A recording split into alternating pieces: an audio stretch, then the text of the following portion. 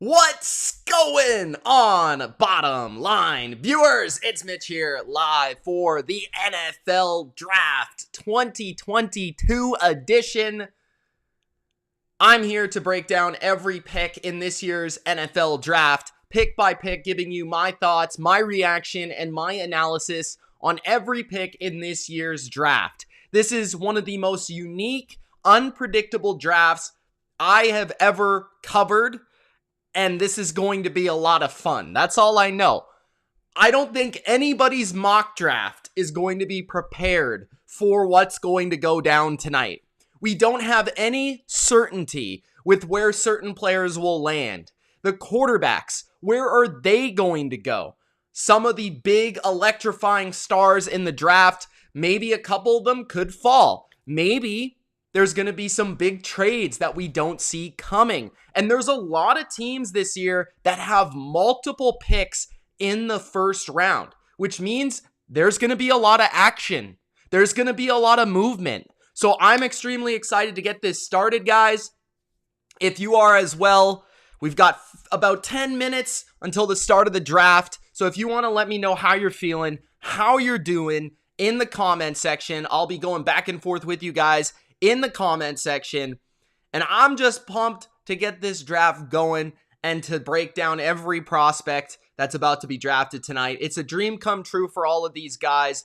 I am definitely, not going to be hating on any picks because after all, as Bill Walsh said, it's not where you get drafted, it's how you play. So I am going to be looking forward to seeing who my Patriots land in this draft.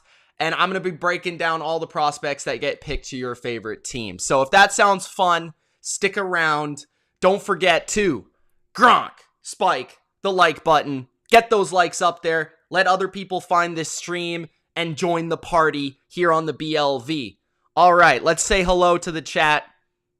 And I got plenty of graphics and fun stuff for tonight. What's going on, PL? He says, greetings from North Vancouver. That's my Vancouver guy, PL himself. Turtle says that who dat gonna get picked by them Saints. Ultra says, I'll be in and out, Mitch. I'm going to be at a friend's house tonight for the draft. All right, Ultra. Well, I'll see you around. Natasha, of course, is in the chat. What's going on, Natasha? We got B March in the chat. He says, hello. What's going on, B March? Chris says, Belichick is going to pass on Devin Lloyd to pick Kvon Walker. Just letting you know so it doesn't hurt as bad when it actually happens. Chris, I mocked Kvon Walker to the Patriots. I like Kvon Walker a lot. So either way, I'm good with that pick. I do think we need some defense, specifically linebackers. So I'll just be excited that we got a linebacker. But I really want Jordan Davis. I just know that's not going to happen. James says, Mitch, let's get this party started. All right, let's get this party started. I've got sound effects as well. And right on cue, we've got Lenny in the chat. So pizza time. We'll give him that sound effect right there. Lenny says, this is the last 3 or so hours Debo will be a Niner. I love Debo and everything he has done for us in such a short amount of time.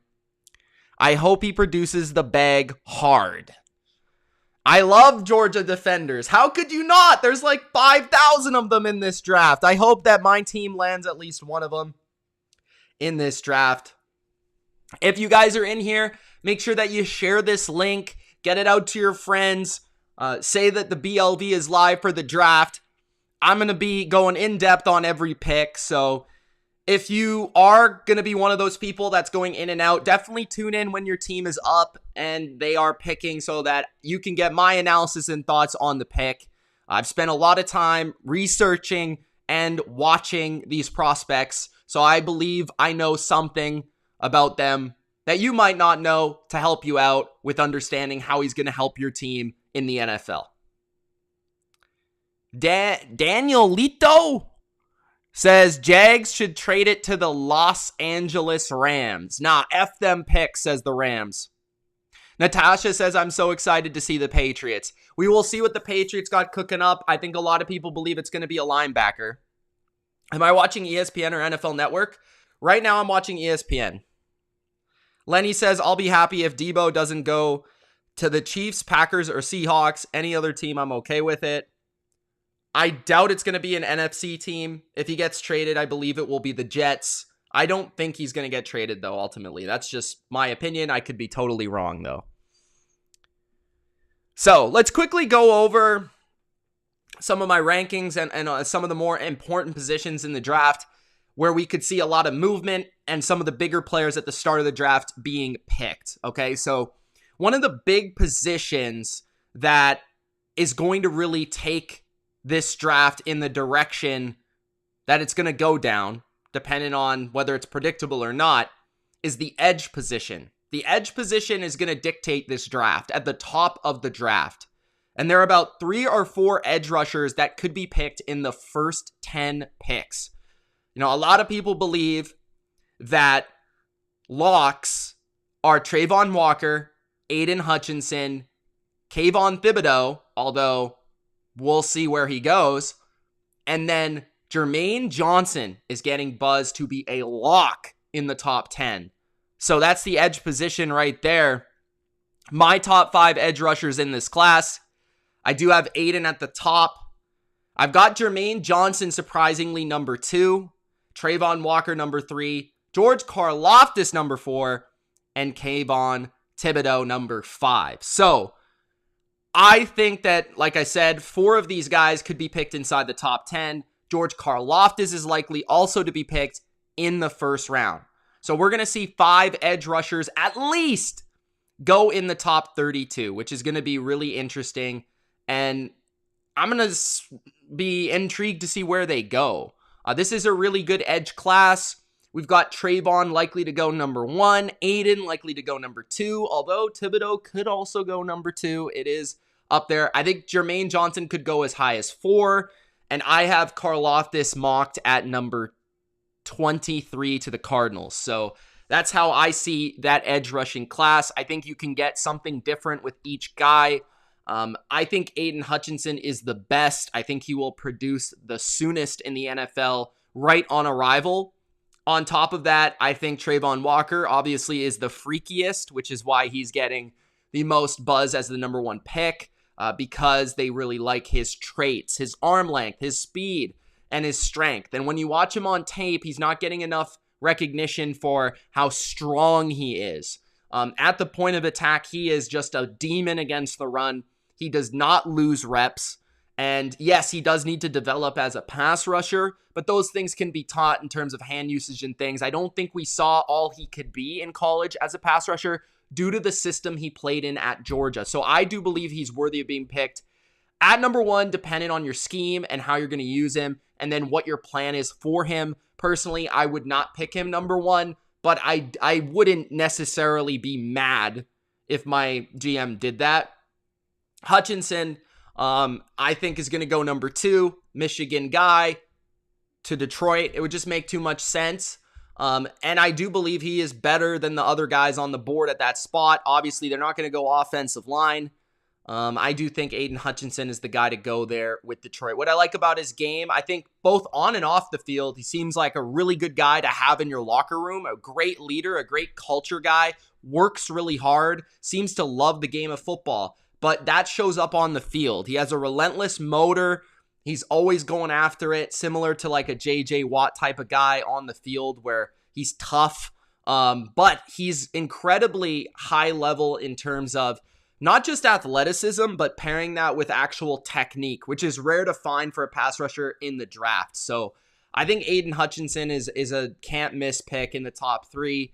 And then you've got the other guys there. I really like Jermaine Johnson. I think he could, at the end of the day, be the best pass rusher in this class, given his traits and his ability overall. I think he's got bend that Thibodeau doesn't have.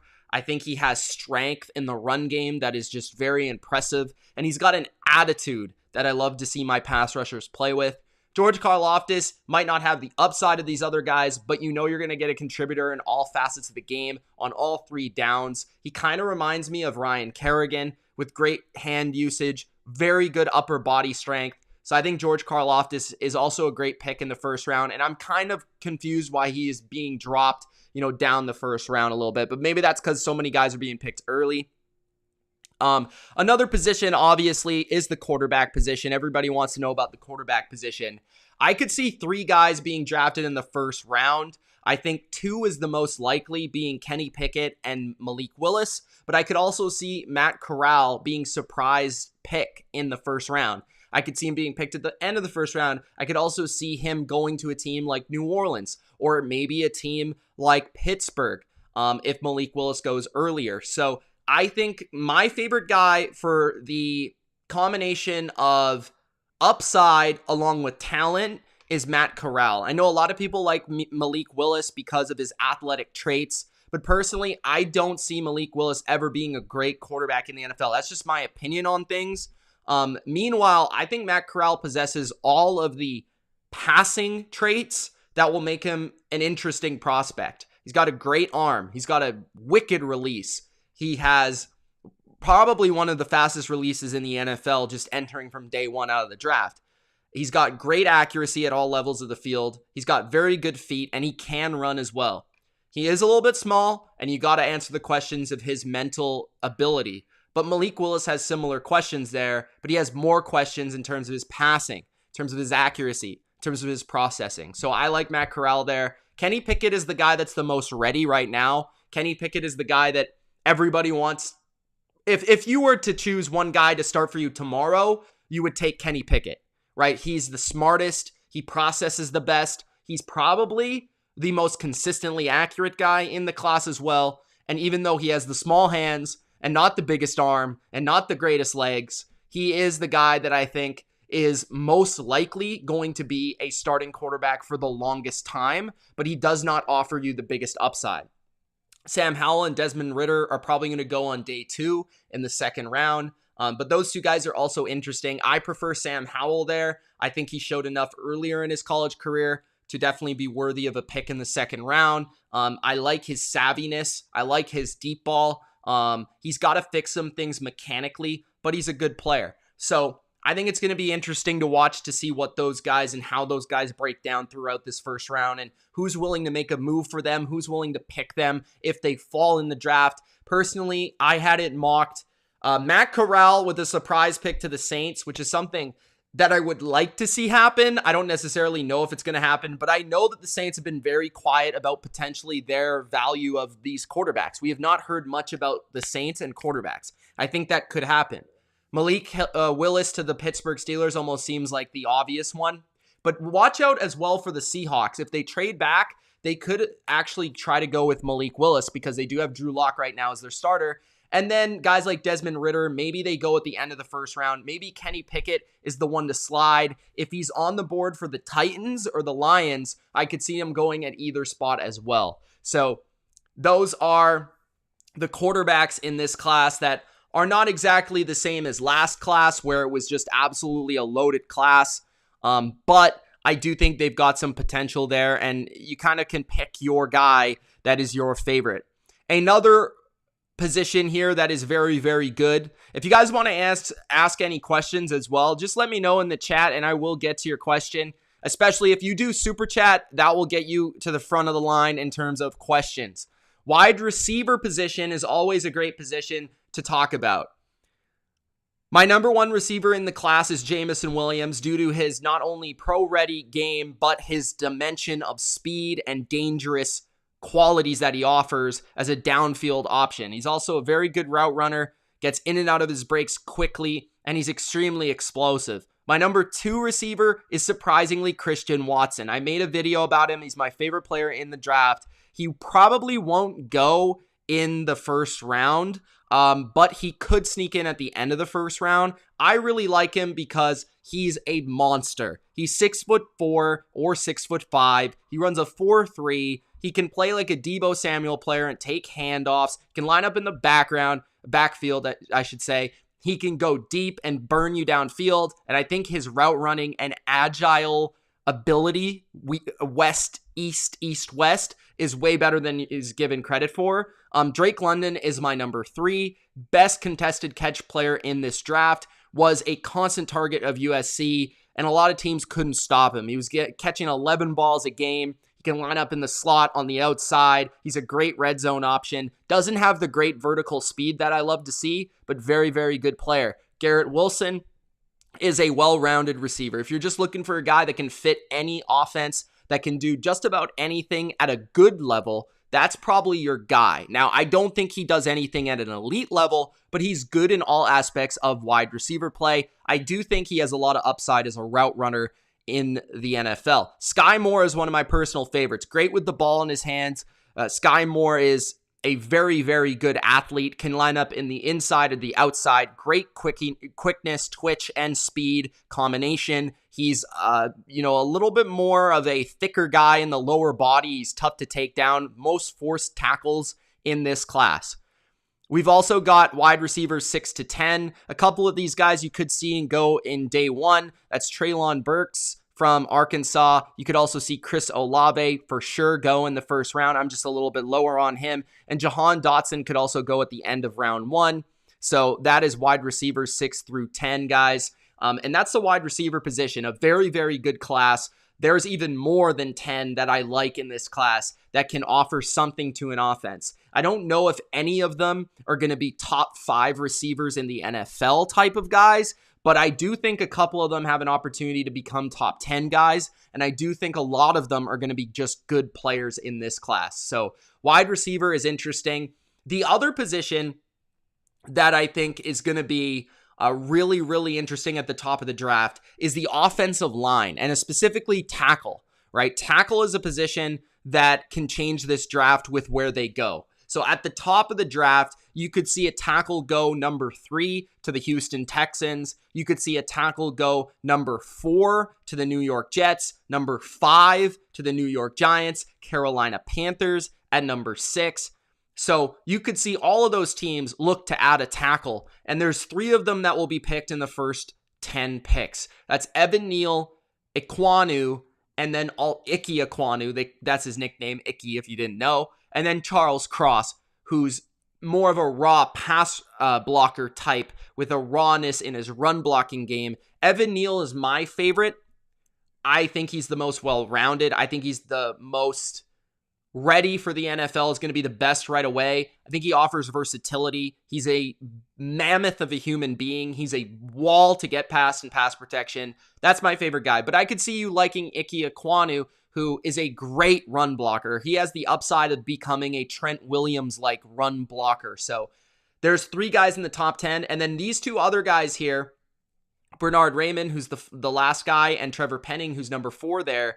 Those 2 guys could also be picked in the first round, and I wouldn't be surprised. Trevor Penning is probably going to be picked in the first round and maybe even inside the top 20. There's teams that need tackles. There's teams like Seattle. There's teams like the Saints. These teams, and even, teams like the Ravens or the Patriots even, could pick these players. So I would expect 4 or 5 tackles to be picked tonight, and that's a position that I think is pretty strong, especially the top 2. I think this is Neal and Ekwonu, in my opinion, just basing off my judgment of the players and my evaluation of these players, I think they're going to end up being top 10 tackles in the NFL at one point in time. Maybe not right away, but at some point in time, they will become top 10 tackles. And then also Charles Cross has a ton of upside as well. What's going on, everybody in the chat? Those are the positions that I think could change the draft and have a huge impact on it. Singh is in the chat. Almighty Trey Brown is in the chat.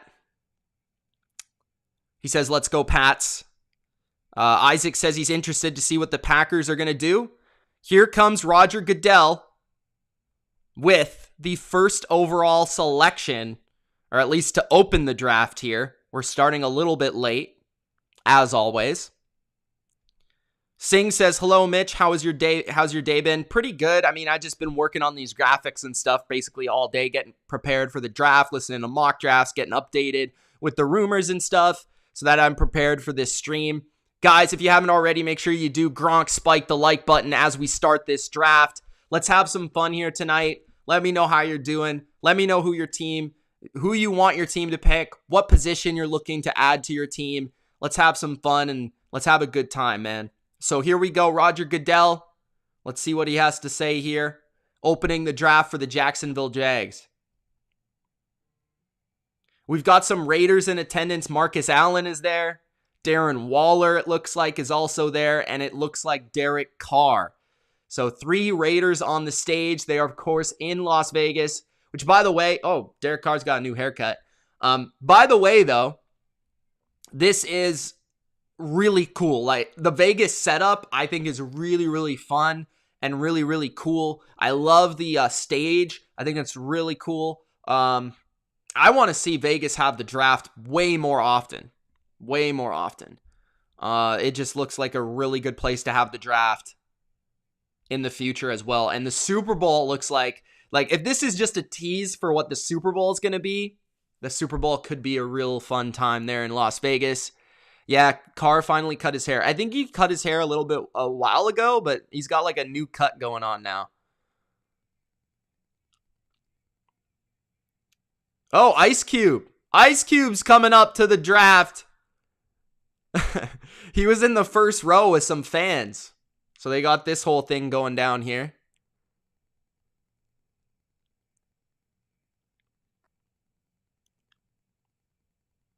Let me know in the chat, what's your favorite Ice Cube song? Let me know in the chat.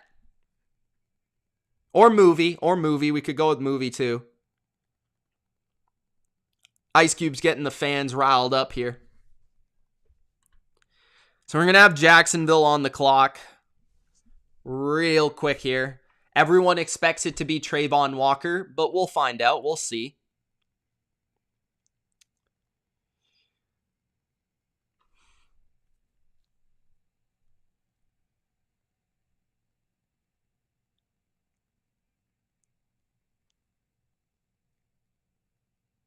Okay.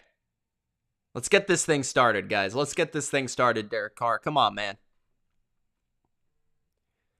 Let me know your prediction for the first pick in the chat. Do you think it's going to be Trayvon Walker, or do you think it's going to be somebody else? You don't know who Ice Cube is? Do you live under a rock? Nick, do you live under a rock?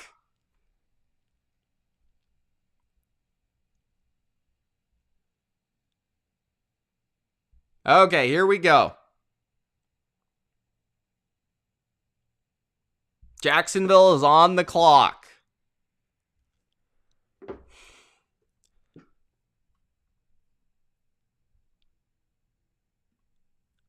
So I got Jacksonville here. Nick says Hutchinson. Wow. That would be a surprise at this point. Singh says he has no predictions for this draft. Well, you're just not fun, Singh. You got to be more fun, buddy. Isaac says Ice Cube is that guy that cools down your drinks. Funny. Tyler's World says it could be Hutchins.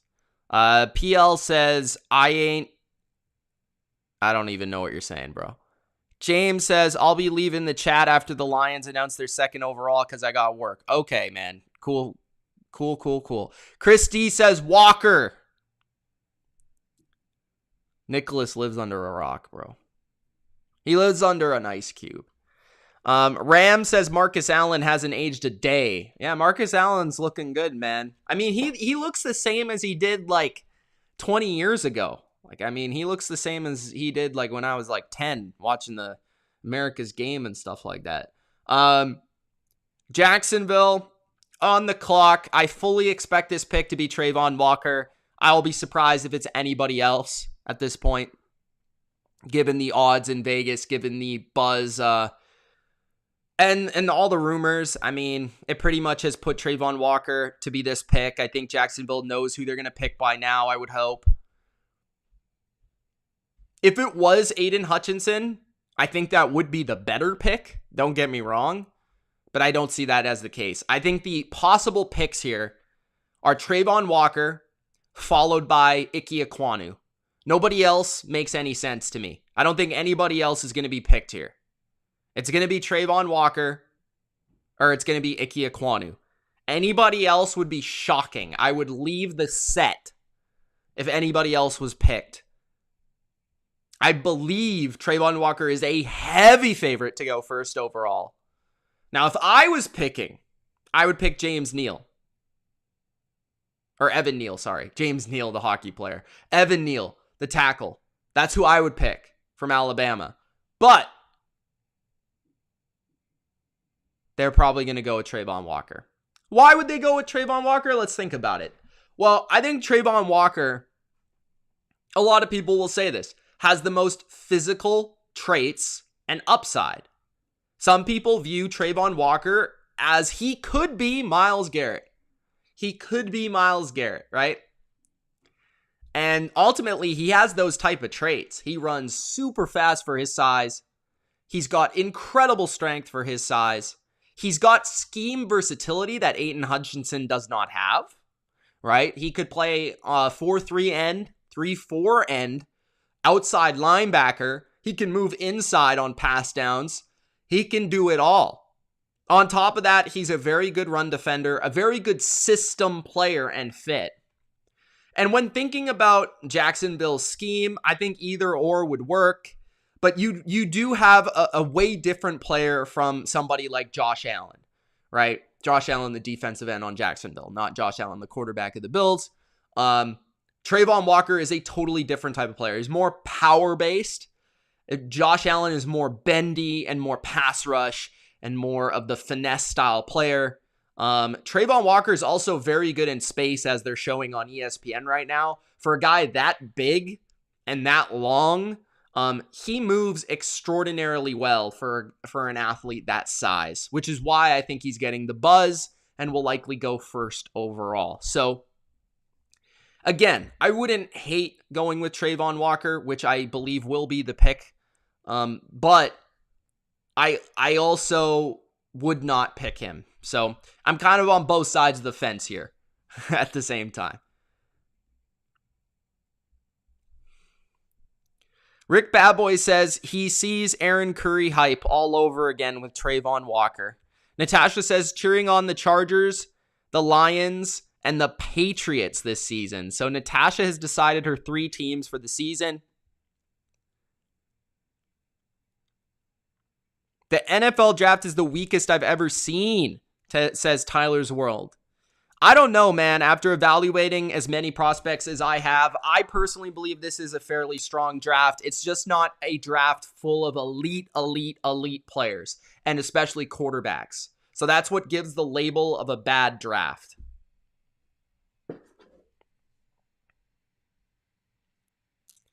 So there is a tweet here from Josina Anderson that reports that the Ravens source on a potential trade tonight, as of an hour ago, 50-50 to trade or no trade. 60% back, 40% up. So if you're a Ravens fan out there, there's a possibility your team makes a trade. So now we got to think about if we assume it's going to be Walker, I think that you got to think about who they're going to pick in the second round tomorrow with the first pick in the second round, or one of the top picks in the second round. Who are they going to pick? And I would think they would go towards offensive line or receiver at that point. Because if they go with defensive end in the first round here with the first pick, which it's probably going to be Trayvon Walker, then they're going to go with probably the position they didn't pick here at the first pick, which is likely going to be tackle or maybe receiver at that point if they really like a receiver there for Trevor Lawrence at the 33rd pick. So the pick is in now, just waiting for the announcement. Again, fully expect it to be Trayvon Walker of Georgia. Let me know what you think of the pick when it goes down in the chat. Up on the clock is the Detroit Lions. So they've got a decision to make. There are rumors surrounding that pick that will make it very interesting. I think less predictable than this one. What's going on, Durkan? How you doing, man? Obviously, the Dolphins don't have a pick. Are you looking forward to anything in this draft today, here tonight?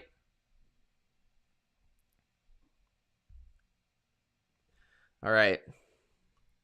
Let's get the NFL draft sound ready for the first pick in the 2022 NFL draft. The pick is in. Again, long drawn out process here, the NFL classic. My number one player is Evan Neal. He won't be picked first though, unfortunately. Here we go. Pick is in.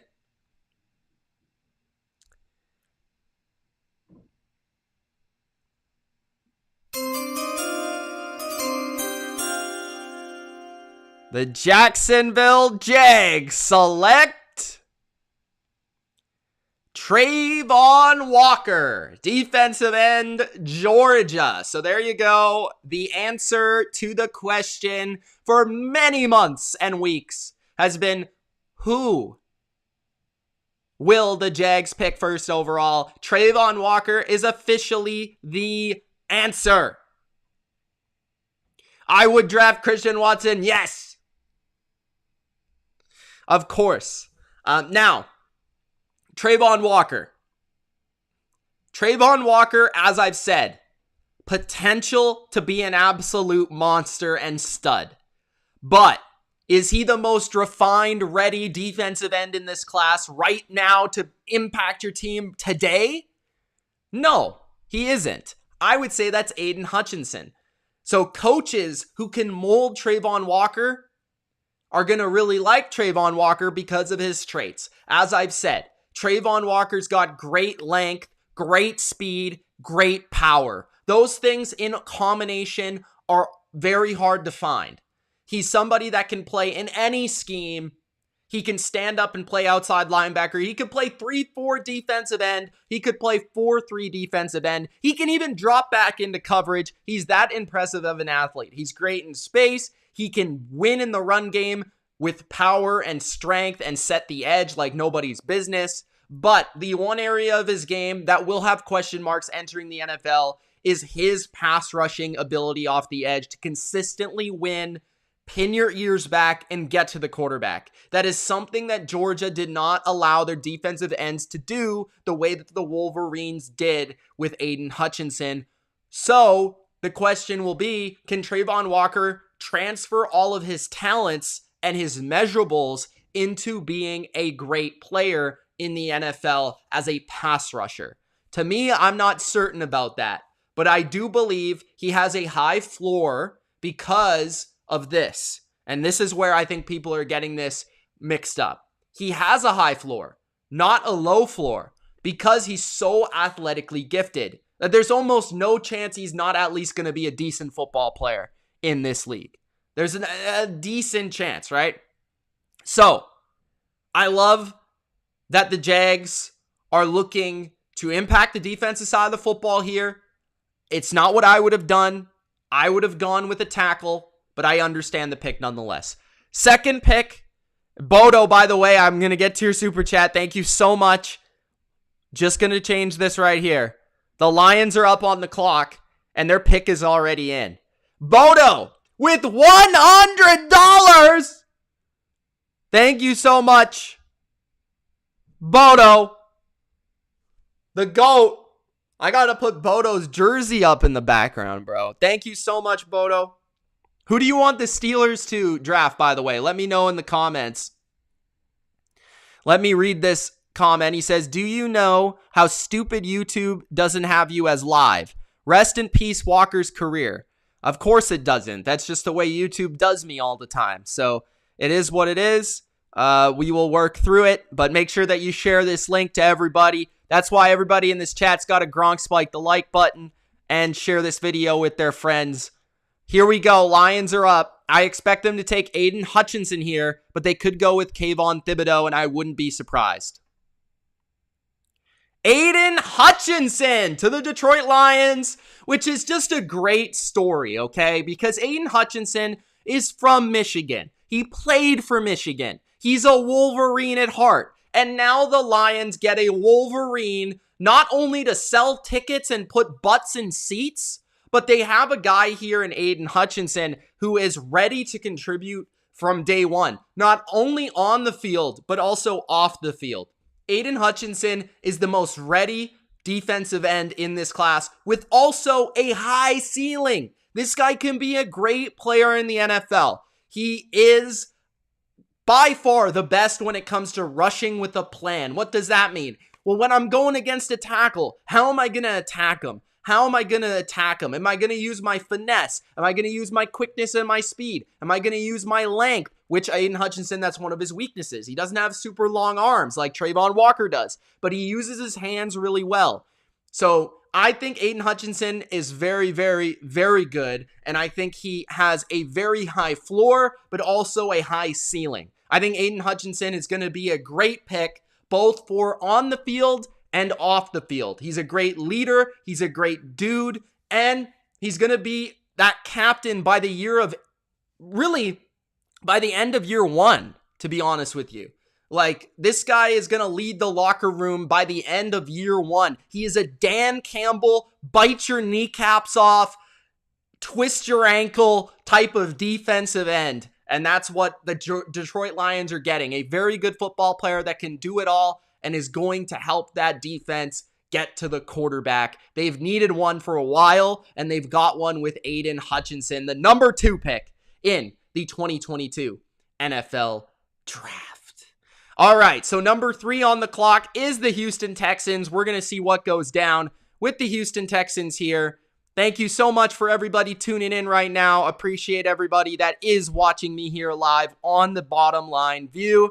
Thank you, James, for tuning in. Julian, what's going on, man? He says Aiden looks like Mitch. I mean, not really, but I guess we could go with like cousins. I'd see that, I guess.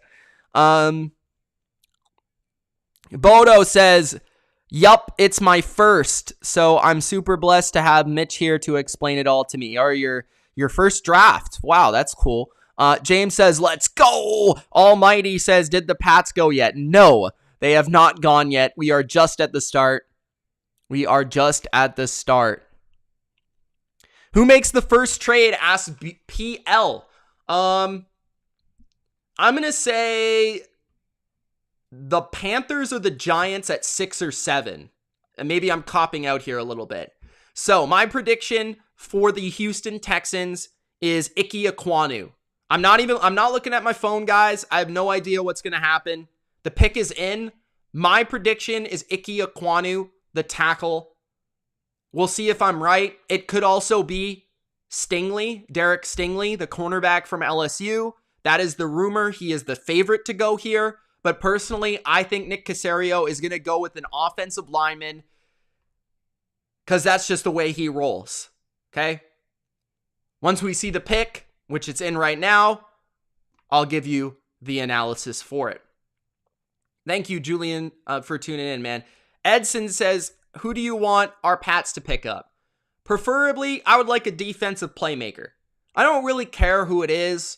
I would love Devin Lloyd. I'd like Quay Walker. I'd also like Dax Hill from Michigan, the corner safety guy.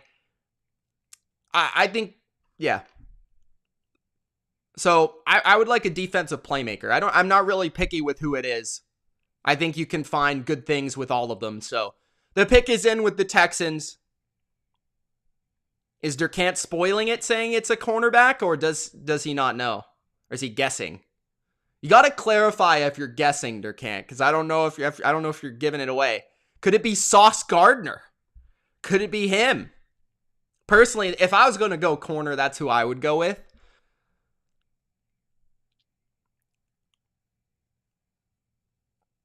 The pick is in. Bodo says we do need secondary help, but I think it's maybe Ritter or maybe another wide receiver in the first round. Interesting. I think you guys are going to go with Malik Willis, bro. I think you are. Aiden is Mitch with super soldier serum. Does Kevin know anything? Who knows, man? Who knows? I haven't seen anything yet, so I'm just waiting here. Chris says sauce time. Is it sauce? Uh-oh, is it sauce? Does he know it's sauce? That would be a little bit surprising. Although I wouldn't hate the pick. With the third pick in the 2022 NFL Draft. Okay, they picked Derek Stingley from LSU. Wow. So Lovie Smith got his way. I'm honestly surprised. I didn't think this was going to happen. I thought they were going to go with Kwonu. I've been saying that all week just because I feel now this puts Kwonu in play for the Jets. Personally, I don't love this pick. I think Stingley has the potential to be a great player, but giving you my honest thoughts here, if I was the third overall pick, I wouldn't have picked Derek Stingley because of his injury history. 10 games in 2 years. His best tape is from his freshman year. He has a ton of upside, showing that on his freshman tape of being an extraordinary playmaker at the corner position, a great man-to-man shutdown player. But we haven't seen it in a while. He still has all the measurables. He tested well. He ran well. So there are things to answer those questions. But I just would probably rather go, if you're the Texans, a team that needs a lot of players, I probably would have went with a safer choice here. I just think that this carries a lot of risk for the Texans at number 3. And that's just the way my brain operates here. With a team like the Texans, you've got to make these picks count. And I'm not sure if Stingley is rather going to be the best corner in the league or a bust. So I'm kind of like on either side of the spectrum here. Personally, it wouldn't have been my pick. Now, for Texans fans out there, what are you getting with Derek Stingley if he hits? Okay, so he's somebody with great feet, great hips, the ability to mirror wide receivers in man-to-man coverage. His ball skills are pretty good. I don't think they're as good as, let's say, the top corners, some of the top corners out there. Like, it's not Trayvon Diggs type of like ball skills, interceptions like that with his ball skills, or I don't know if it's even as good as Sauce in this draft class, but it's good ball skills to play the ball in the air. Just a great athlete, moves very well, very fluidly, and can transition very well on routes. That's why he's so good at matching routes. So he could be really, really, really good. I just don't know if I would be willing to pick him this high, given the lack of knowledge about him the last couple of years. So Derek Stingley is the pick at number 3. I was incorrect on that one, but we'll see how that changes this draft.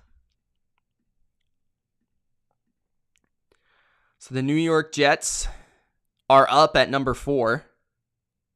Do I still go to school? No.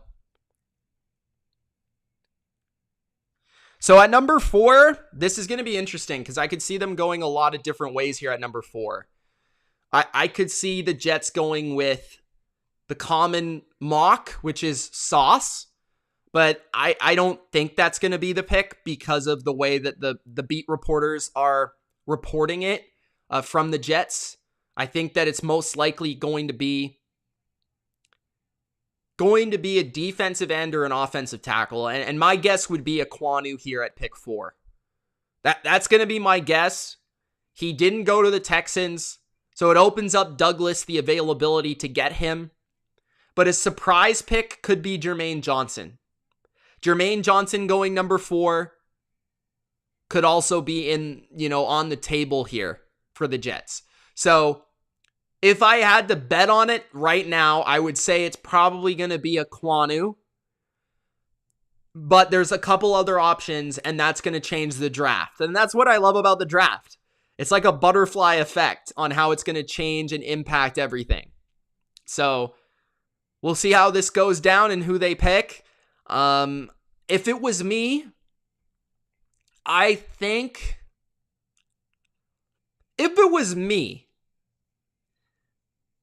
I would pick Sauce if it was me. But I know that the Jets don't really value the corner position like maybe I do or other teams do. So that's why I feel like they're not going to go with Sauce here.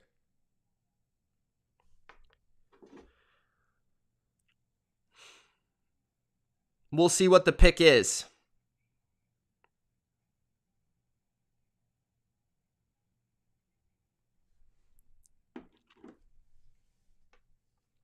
Could we get 2 corners in a row with the 3rd and 4th pick?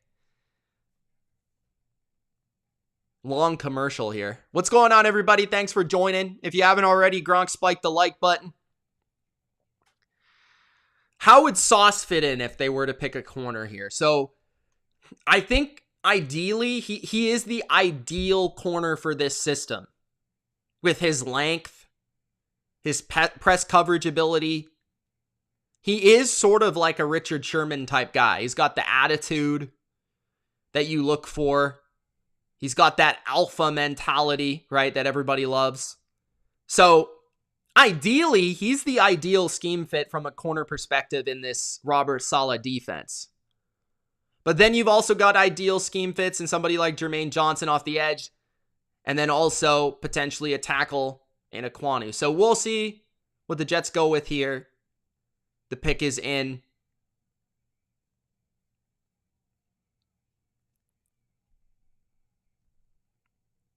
Technically got the Stingley pick right. Yeah, I thought the Texans would pick him. I thought they would just pick him a little bit later. Which is why I feel like they might have missed there. I feel like they might have been able to get him a little bit later, to be honest with you. Ram says Debo to the Giants. I hope you're not serious. I hope you're not serious.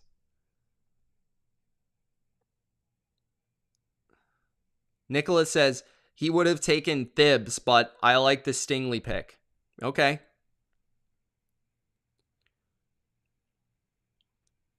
Of course, the Jets have 2 picks in the top 10 guys, one at number 4 here, one at number 10. So at number 10, we'll see what they do. Maybe they go wide receiver at number 10. Maybe they go pass rusher at number 10. We'll see what the pick is here.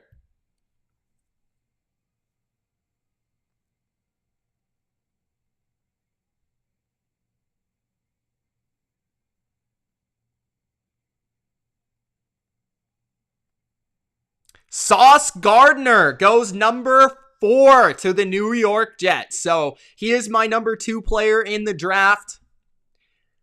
I think he's a good pick. He fills a huge need for the secondary of the Jets. Of course, the Jets are competing in an AFC now. You got to think about that. Versus the Chiefs. Versus the Chargers. The Bengals. The Bills in their own division. Great quarterbacks, right? Russell Wilson in Denver. So if the Jets want to compete soon, they're going to need corner help. And like I said, Sauce Gardner is the ideal scheme fit for Robert Saleh's cover 3 Seattle scheme. He's got press ability. He's, I think, got transferable skills to make him a very good zone corner, although he played more man, right, in college. He's got very good ball skills, extraordinary length, and what I think makes him unique is that combination of the length and the feet. And that's something you don't find very often. Plus, he's got some speed to run vertically with wide receivers. So like I said, Sauce Gardner and what I envision here for Robert Saleh is their Richard Sherman. I think that's what he believes this is going to be, Joe Douglas and Robert Saleh for this defense. A guy that can shut down half the field and allow you to scheme the rest of the field in coverage. And maybe they feel good enough about their pass rush, or maybe they have a pass rusher later on that they like, or maybe a wide receiver that they like. But this is why having a couple picks is so challenging, you know, and you got to get these right? And it's, I will say this. Throughout history, it has been hard to hit on corners this high in the draft. And that's the case with Derek Stingley and Sauce Gardner. So more than likely, you know, just basing it off history, one of these guys is not going to be as good as they've been billed. I liked Sauce more than I liked Stingley, but I could see the upside of both players. So that's what makes corner, you know, always kind of risky a little bit, because just look at Jeff Okudah a couple years ago. Wasn't he picked like 3rd? And how's that worked out so far? So we've seen corner be a position that can be a little bit dicey So the Jets, they pick Sauce Gardner. I think it's a good pick. It would have been my pick for the team at number 4. At number 5, we got the New York Giants. I fully expect the Giants to pick their choice of tackle here. So there's like, I mean, I guess they could pick whoever they want here, to be honest with you, because it depends how they feel about the tackles, right? Carolina is after the Giants, right? So Carolina wants a tackle, in my opinion. The Giants want a tackle. So I think the Giants are going to go with their choice of tackle, whether Okwonu or Neal. Now, I would think they would prefer Neal, but I could see them going either way. The pick is in here. We'll see what it is. They also have pick 7. And at pick 7, maybe they go with a defensive end, a pass rusher, or they trade back. Daniel, I already gave my thoughts on the Texans. Maybe just go scroll back a little bit so you can find it. I'm trying to keep up with the draft. But quickly, I thought it was a very dicey pick. That would have not been my pick, but I can see the upside with the prospect. If you want to go check out the full analysis, just scroll back a little bit. 8 teams have half the pick, says Bodo. Yeah, a lot of teams have 2 picks, which is very rare. I think the Giants are going to pick Neal because of the Alabama connection, but Okwonu would not surprise me either. Cross would surprise me a little bit. I would be a little bit surprised by Cross, but I wouldn't think it would be a bad pick because he's still at least a tackle.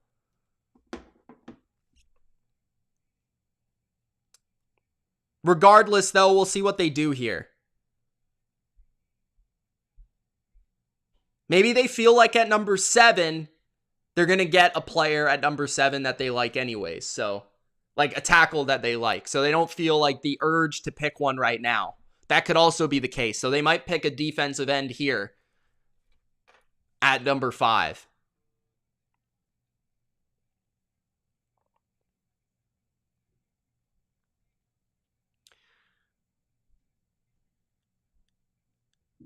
So we'll see what they do. What do you guys think? Let me know the predictions in the chat. Jaden says Chris Olabe to the Packers. We'll see. If you want to check out my tackle rankings right here. Tackle rankings, I got Neal first, Okwonu second, Cross third. Those are 3 guys that could be picked here within the next 3 to 4 picks. Pick is in for the Giants. I've been forgetting to use the sound effects.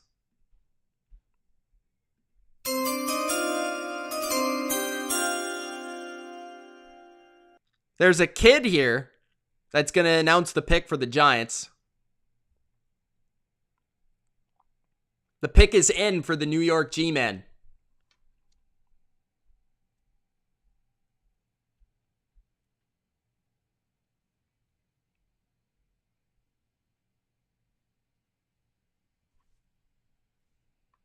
Is his name Sam? Look at it. This guy's pumped, man. This guy's absolutely jacked up to make this pick.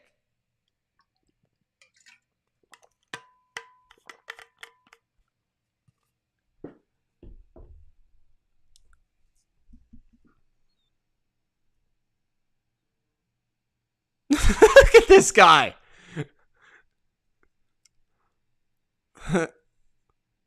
Make a wish? Okay.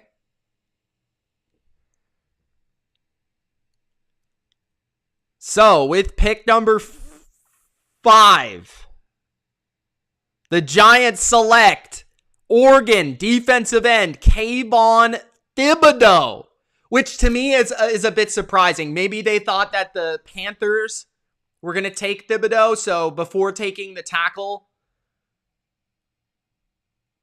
they wanted to go with the pass rusher because there's still 3 tackles on the board that they could get at number 7, so that's kind of the strategy that comes in here.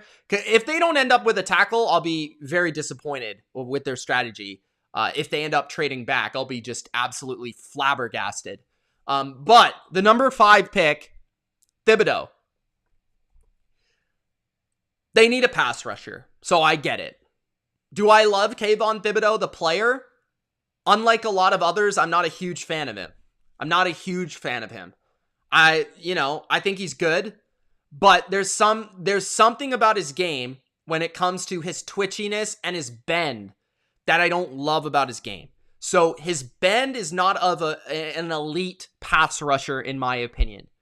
He reminds me, and a lot of other people, of like a Jadeveon Clowney type player, which is good, but not an elite pass rusher in the NFL. He typically wins with speed off the edge or at times power, right? But he does not win a lot with pure pass rushing bend, which is something that does concern me as a top 5 pass rusher, top 5 pick, being a pass rusher in the NFL draft, right? I think Evan Neal or Ike Ekwonu would be safer picks here, but we'll see if we're able to get them at pick 7, and that will probably sort that out. But regardless, Kayvon Thibodeau, he fits a need. He gives them a pass rusher off the edge that they need, and hopefully he gives them a number 1 pass rusher. Look at this kid, he's pumped. But Kvon is perfect for New York. I will say that. He's got a big personality. He's going to be somebody that the New York fans eat up in one way, shape, or form. They rather love him or they hate him. That's certainly going to happen. So I think it's in a way, from a personality perspective, a match made in heaven. But at the same time, I'm just not sold. Like, I prefer Jermaine Johnson. That's just my opinion. I think he's a better player. But I know that a lot of other people think that Kvon is the better player. So, ultimately, I'm not the team picking. I'm not the GM picking. And I just got to go with what I think they did here. And that is fitting a need of a pass rusher. Their top 3 needs were tackle, corner, and defensive end. So, they get a defensive end here that can rush the passer and help them out on one of the edges and help out Don Martindale's defense. And if you're looking at somebody like Kayvon Thibodeau and you're questioning his work ethic, questioning his motor, well, somebody like Don Martindale is going to get under his skin and get him revved up. So from that perspective, if you want to maximize a defensive end like him, I think Don Martindale is the type of guy to do that. On top of that, if you are worried about a guy that maybe is limited in terms of his pure edge bendiness that we love to see in these prospects, then Don Martindale's scheme is also a scheme that can put a great athlete in a great position to succeed, and that could be Thibodeau with the Giants. So there's things to like and dislike, in my opinion, with this pick, but I think my thoughts of this pick is more going to be evaluated based on what they do at number 7, because I thought their biggest need was tackle. So we've still got 3 tackles, the top 3 tackles on the board, which I think is surprising. We'll see if they can fulfill one of those picks, one of those spots at the tackle position at number 7. So the Giants go with Kayvon Thibodeau of Oregon. Personally, not my favorite pick here, but I totally get it, and it makes a lot of sense for the needs of this football team. What's going on in the chat? Let me know how you're doing. Let me know, Giants fans, if you're in here. The Panthers could take Neal, but Ekwonu would also make sense for the Panthers as well. So you could see them go either way there.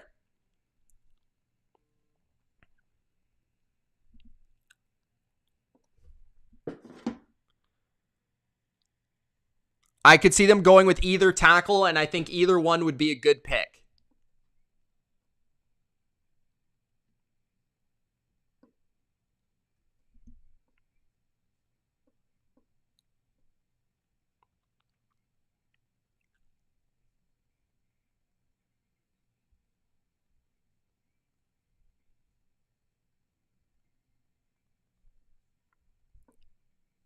That's the crazy thing about the draft, man.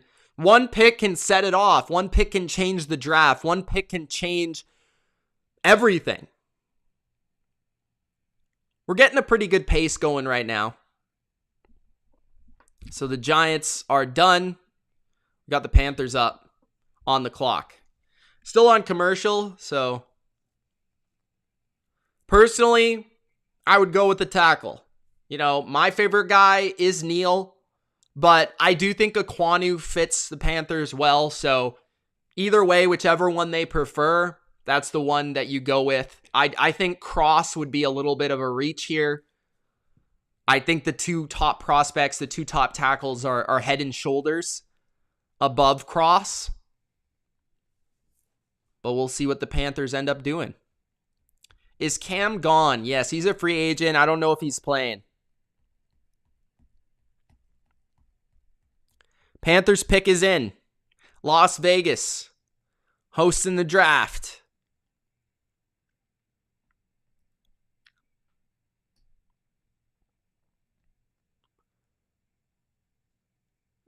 ESPN's trying to hype up quarterback with this pick, which I highly doubt. I mean, it's a possibility, but I don't see it. And I wouldn't pick a quarterback here either. I totally get not picking a quarterback here. But this board fell, I mean, extraordinarily well for the Panthers. Like, you couldn't have asked for better. You couldn't have asked for a better solution if you're the Panthers. I mean, you get all the tackle choices that you would want, and you get a quarterback choice if you want a quarterback. So, I mean, it is absolutely perfect. Panthers pick is in. Just waiting here.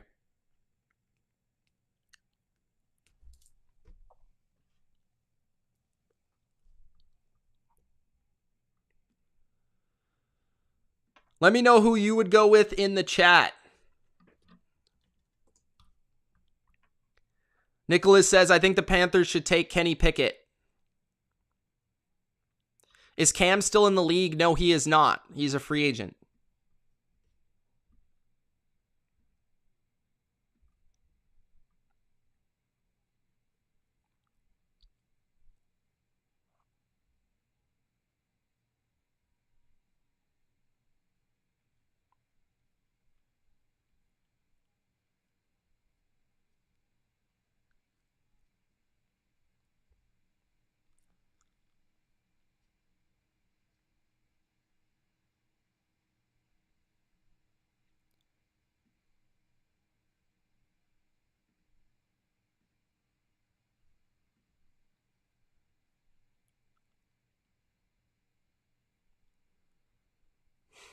All right.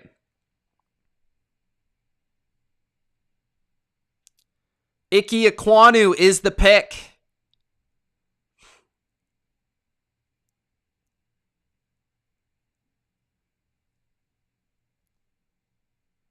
At number 6 for the Panthers.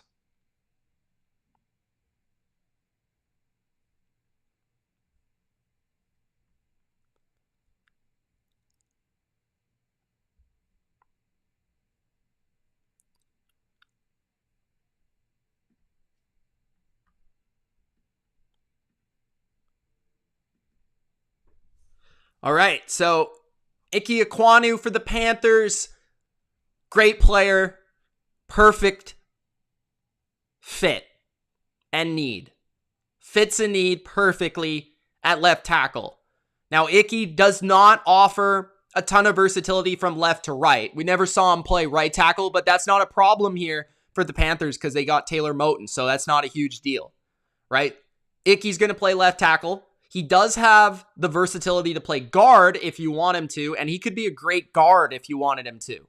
But what I love about his game is he's aggressive, he's physical, he's an excellent run blocker. He's going to get downhill, he's going to crush people, and he has a huge upside because of that. Because he's so physically gifted in terms of both his movement ability and his size. He's got all of the traits of an excellent tackle in this league, and he's got the attitude of an absolute beast at left tackle. So this solves the biggest need on the Panthers football team of left tackle.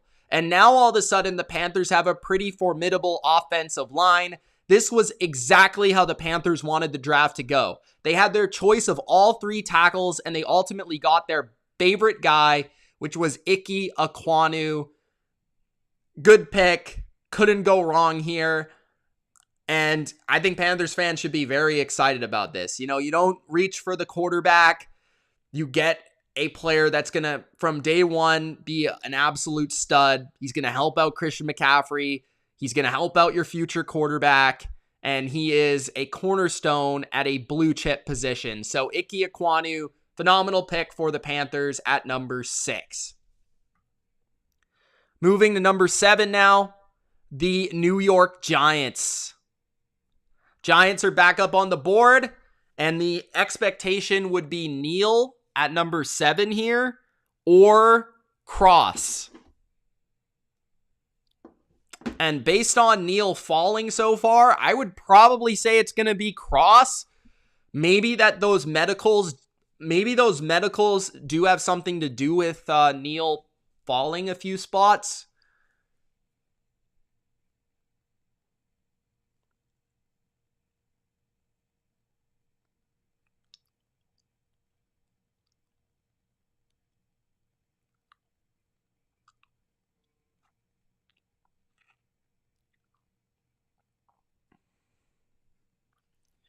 So we'll see what they do here. Giants, pick number 7.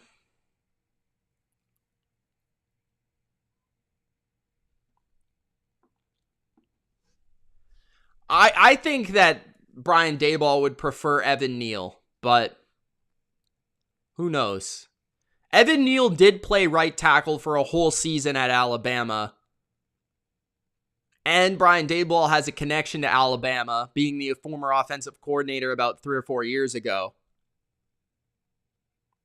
Look at this guy. He's got a Neal nameplate.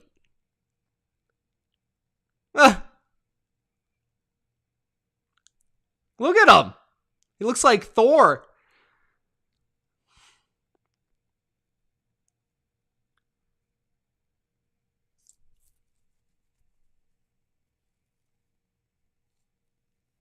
Bodo makes offensive linemen look tiny.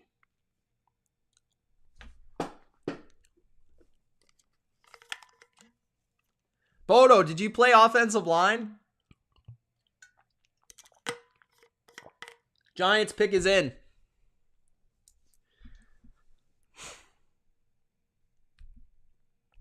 It's going to be a tackle. It's just a matter of who it is. Again, Neal's my top tackle, so that would be a great pick here at number 7.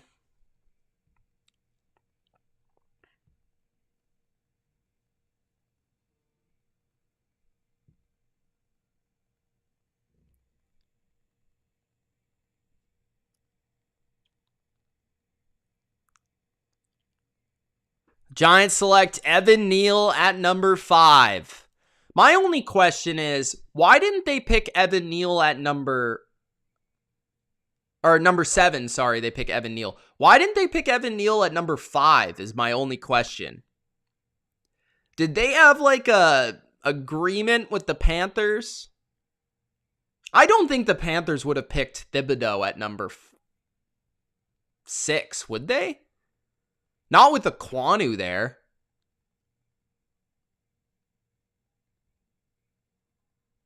That's interesting to me. Maybe the Panthers could have traded back and somebody was willing to trade up for Thibodeau. Any thoughts on that? Let me know in the chat what you guys think.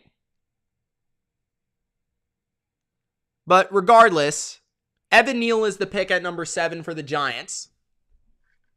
Great pick. My favorite player in the draft. I think he's going to be a stud for many years to come. He's a wall of a pass protector. He's got great versatility, playing left tackle, right tackle, and guard in college. Protecting for Mac Jones and Bryce Young 2 consecutive years. He's a great leader. He's everything you want in a tackle. Huge guy with really good feet for his size.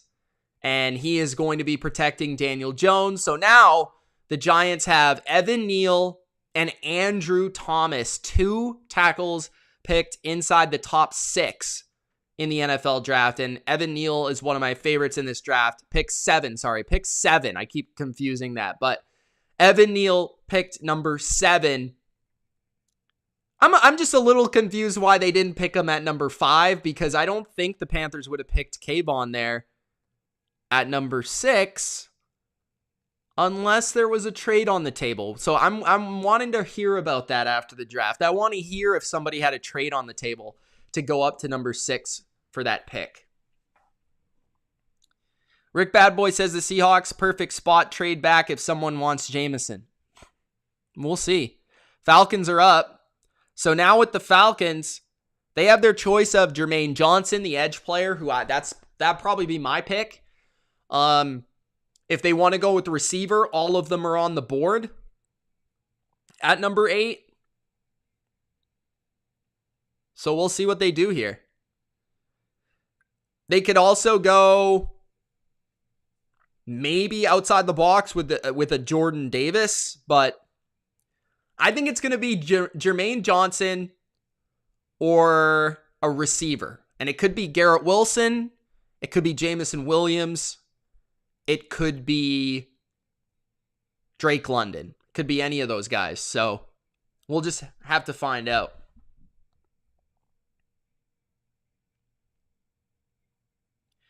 What's up, Ladarius? He says, what's up? Who you think the Patriots are going to get? I think they're probably going to get a linebacker.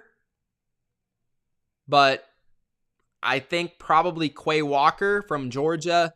Maybe Devin Lloyd. I feel like Atlanta is really taking their time with this one. I don't even know if they know who they want to pick here.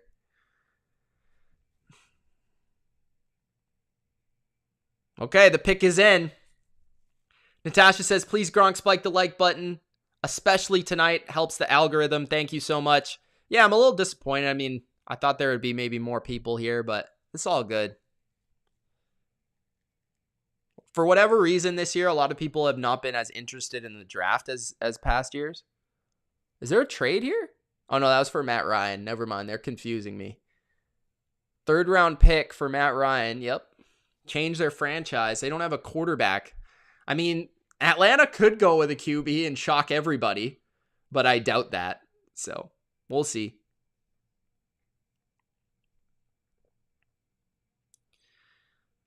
I think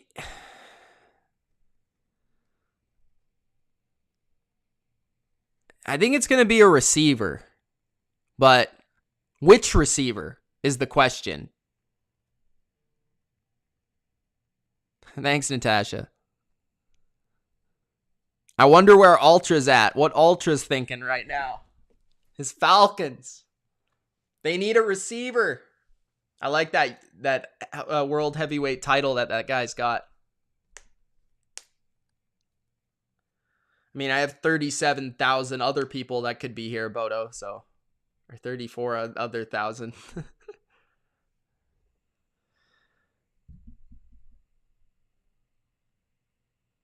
Okay, here we go. Falcons pick is in.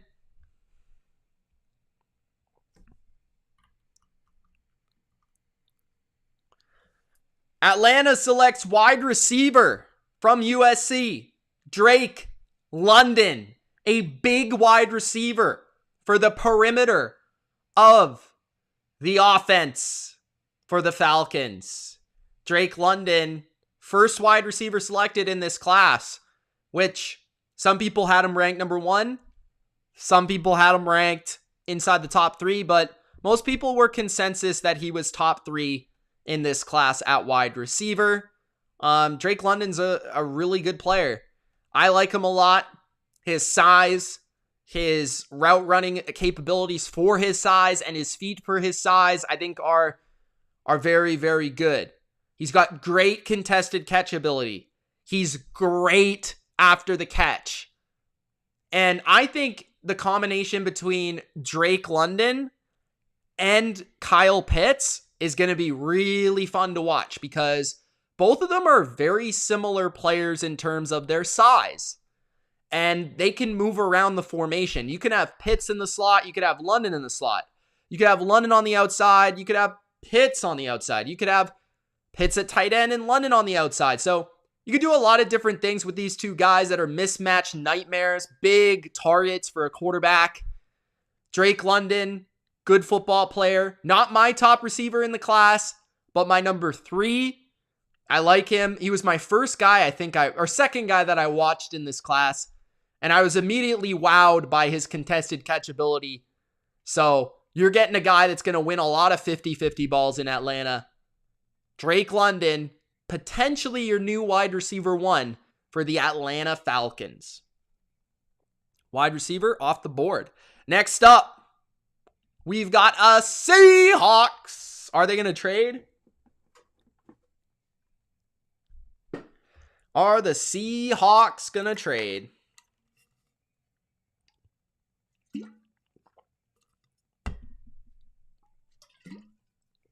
Pick number 9. Is it just me or is this draft moving semi-fast?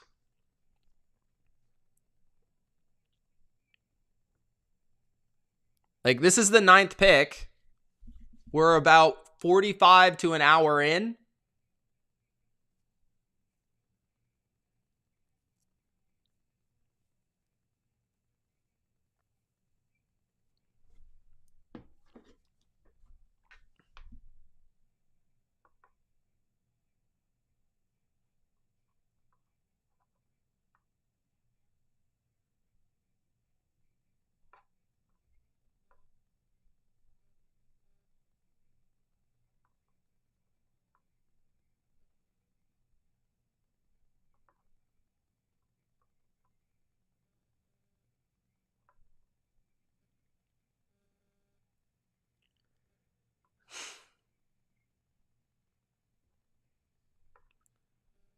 Ultra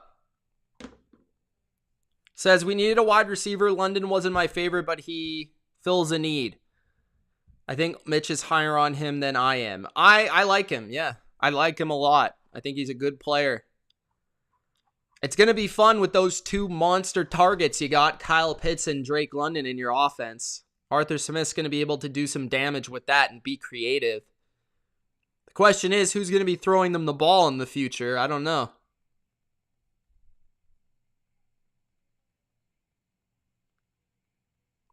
I definitely think it fits a need. My only question is, Ultra, would you have preferred maybe a defensive end like Jermaine Johnson there? Bodo says, I think it's because there's no real league game-changing players this year like an outstanding quarterback class, so people pretty much are not going to move up. In terms of the trades, yeah, that makes it faster. It's definitely faster than the past drafts, he says.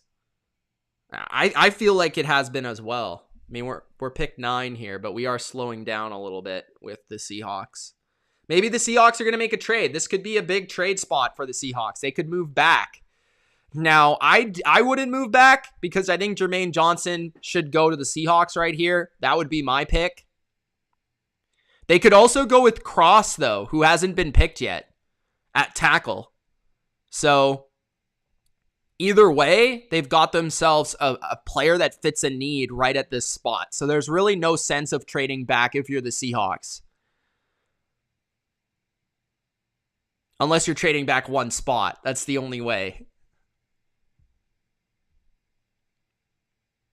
Natasha says, was Brady seen as a life-changing talent for a team? No. Do your research, Natasha. Go check it out.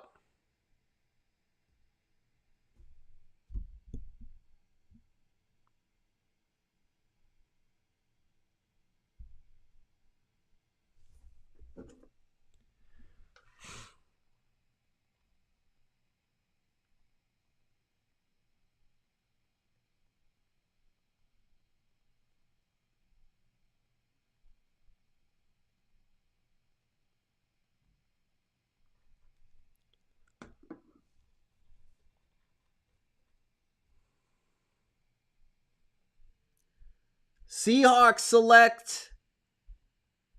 I saw it on the Twitter. I won't spoil it for you guys, but I saw it on Twitter. Interesting. Who's number 10? The Jets. Oh my goodness.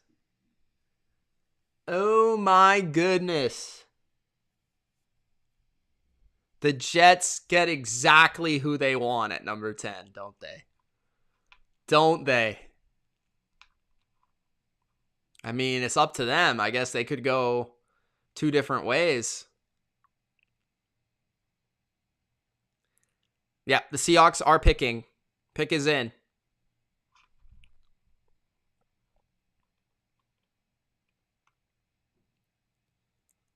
Natasha, I recommend a documentary called The Brady Six. The Brady Six is what it's called. Check it out.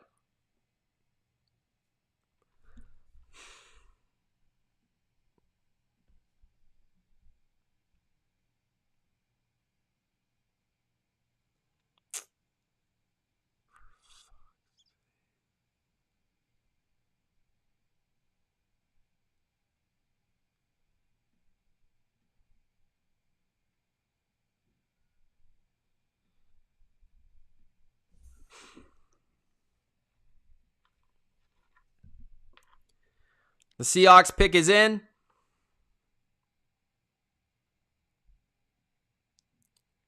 Just waiting for it to be announced. I want to see who the Jets are going to take. That's going to be really interesting. Caesar says, bold prediction, Pat select Christian Watson. I'd go insane. I'd run around my house.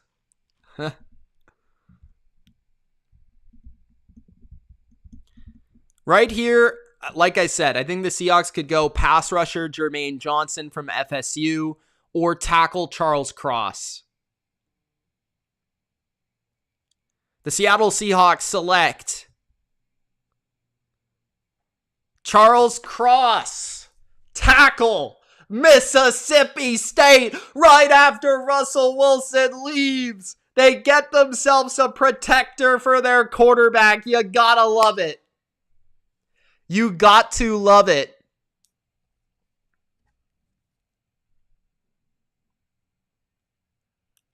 Charles Cross. Good pick. I can't blame them. It fits a need. I thought it was going to be pass rusher or tackle here, and they go with the tackle. That's a huge need for them, especially for the future of their franchise. He's going to help them right away in pass protection. He's a little raw when it comes to running the ball, when it comes to run blocking, but pass protection, really, really, really good. Good feet, good at mirroring opposing pass rushers, the length that you want from a pass protector as well, and did a lot of pass protecting in college. You know, that's a team that basically never ran the ball. So that's why I say he's a little raw when it comes to run blocking, but run blocking, you move forward. It's a little bit easier than it is moving backwards, pass protecting, which is the ideal skill that you need in the NFL today, is to be able to pass protect. I think Cross is going to do a really good job for Seattle in an area that they've struggled for years, which is protecting the quarterback. And whoever their future quarterback's going to be, we assume it's not Drew Lock, they're going to need protection. So Charles Cross is that guy. I like the pick. Caesar says he wants the Cowboys to select Tyler Linderbaum. Here comes the Jets selection up next. Now, I think it's between two players for the Jets. Maybe three, okay? It's a wide receiver or pass rusher. It could be Jermaine Johnson, or it could be Garrett Wilson or Jameson Williams, wide receiver. Okay? I think Douglas, based on the reports, are going to go with Jermaine Johnson. But I could see them going with a receiver for Zach Wilson. So either way, I would like the move. Personally, I think I would prefer getting a wide receiver for Zach Wilson if it was me. But I don't know. You know, you could go either way with that conversation. This is the 10th overall pick coming up, though, so we're already about 10 picks in to this 2022 NFL draft.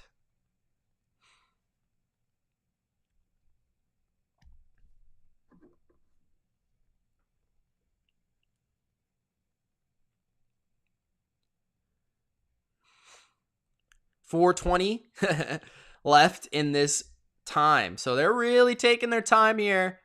Maybe they would even trade back if somebody's looking to trade up. That could be a possibility.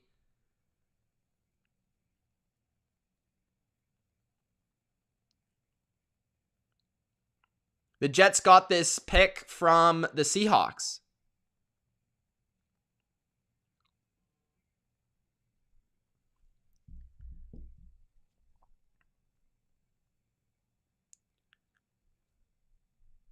Who do you guys think they're going to go with here? Wide receiver, pass rusher, which one? Let me know in the chat. The Jets pick is in.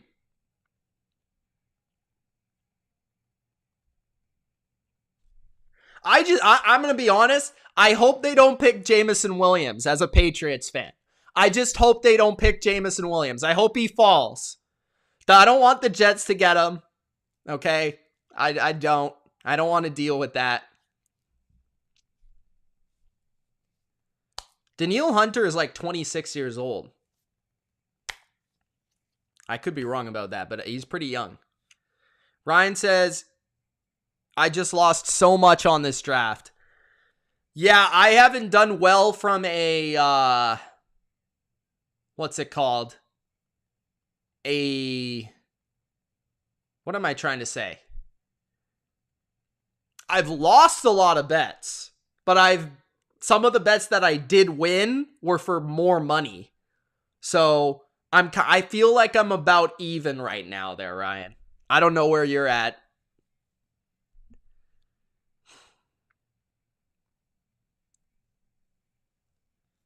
I kind of got screwed over by the Giants picking Thibodeau at 5 instead of picking him at 7.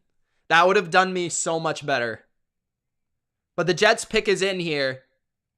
And the pick is wide receiver Garrett Wilson of Ohio State. Now, Garrett Wilson, good player, well-rounded wide receiver. As a Patriots fan, I'll say this.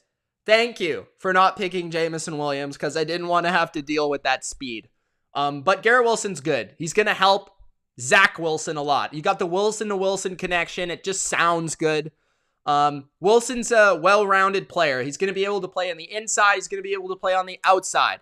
He's a good route runner. He's got great hands. He's very smooth. I like him. I don't love him.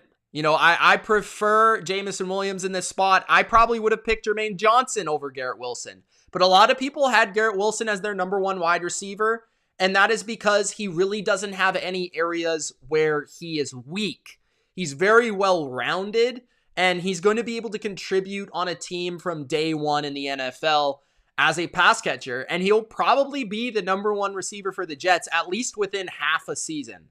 You know, maybe it'll take a little bit of time to surpass Corey Davis. But by about week 7, week 8, you know, he's going to start separating himself as the most talented receiver there. Ryan, that sucks, man. That sucks that you're a Giants fan and they did that to you.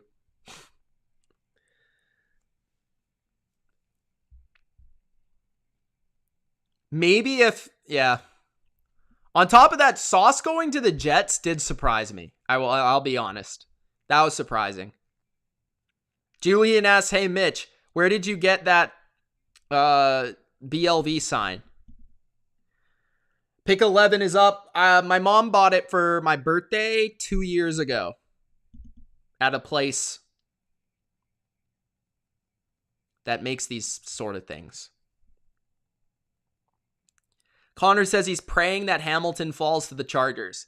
Hamilton's rather going to go here, or I don't know. He could fall a little bit. The Saints have traded up for the Commanders pick, and the Saints are now on the clock. Here we go.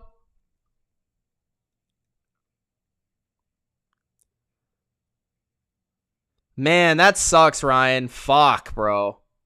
I feel your pain. Sorry for my language, but that hurt my soul right there because I know I was on the similar thing, so I take blame for that as well. I'm just so lucky that I had Thibodeau over 4.5, and I had a lot of money on that. So I'm just really lucky. So, the Saints are up. There has been a trade with the Washington Commanders. What's up, Jay? Actually, betting on the draft is usually a good thing to bet on. And the reason I say that, Bodo, is because the odds makers don't know anything. They don't know what's going to happen. So a lot of times you can make money on the draft because they have just as much of an idea as we do. So that's why the draft is a opportunistic place to bet. You just got to be right about it, right? And there's a lot of information that if you can get it's beneficial, because if you can react quickly, it's a more for sure thing than betting on a game, because you know it's going to ultimately happen. Isaac says, let's go. That's why I'm here. Fire those trades. Let's go. Trade. Saints are up. Natasha, you could join the BLV Fantasy League next year.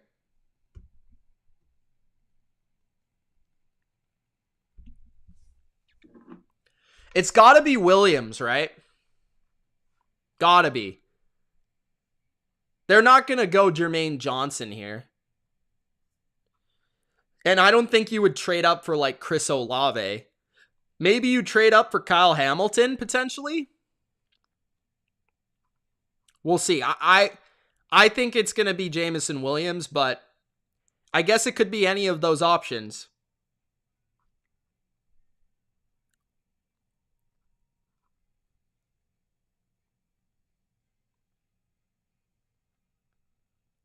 Washington sent pick 11 to the Saints for pick 16, 98, and 120. So that's a pretty good haul for Washington.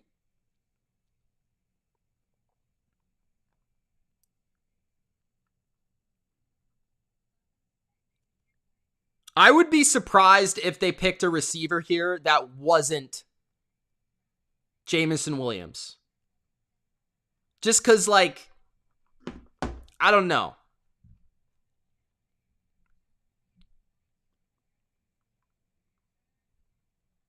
I don't know if anyone else would be willing to trade up for, like, Chris Olave. I could be wrong.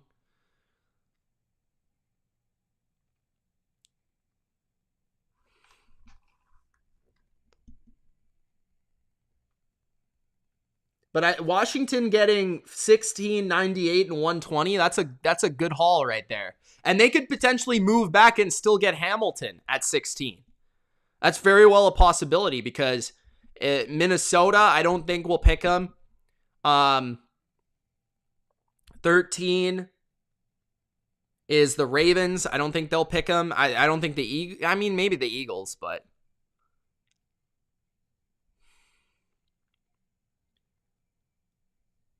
we'll see.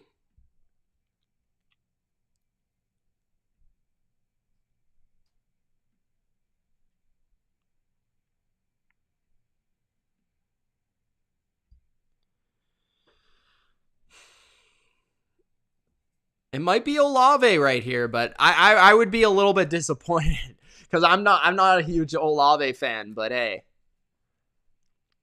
Mel's board, he's got Kyle Hamilton, Jermaine Johnson, Jameson Williams, Daxton Hill, Chris Olave. My top players on my board would be Jameson Williams, Kyle Hamilton, Jermaine Johnson. Those would be my top 3 players on my board. It's going to be a receiver here for the Saints. I don't know which receiver, but it's going to be a receiver. You got to think it's going to be a receiver. There's no tackle left worth trading up for. There's no point in trading up for a quarterback. I think it's got to be a receiver.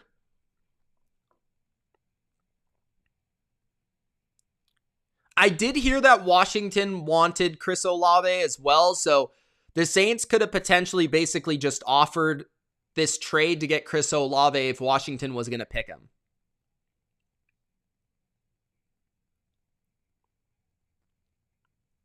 The pick is in.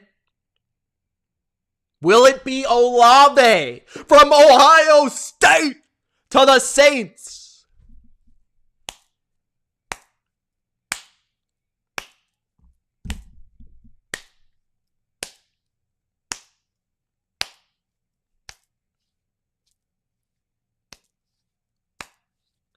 Pick 11 of the 2022 NFL Draft. The Saints trade up for Washington's pick for a wide receiver of their choosing. Will it be Williams or will it be Olabe?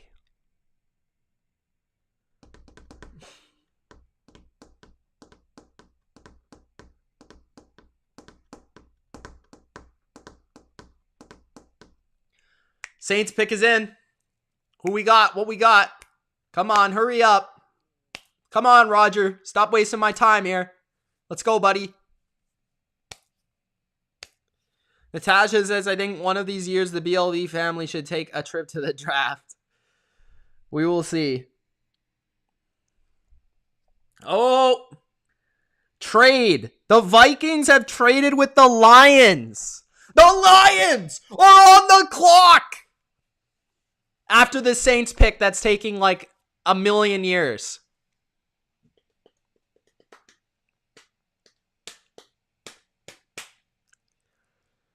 Oh, that's Austin Eckler, isn't it? Or am I just blind? I think that's Austin Eckler. The Lions are back on the clock at number 12.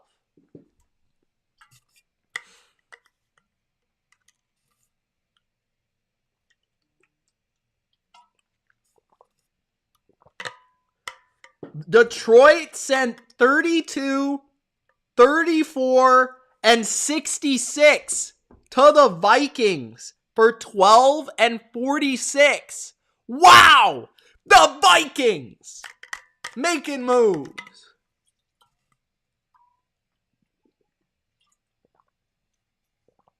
The first ever Thursday night game on Amazon will be Chargers-Chiefs. Wow!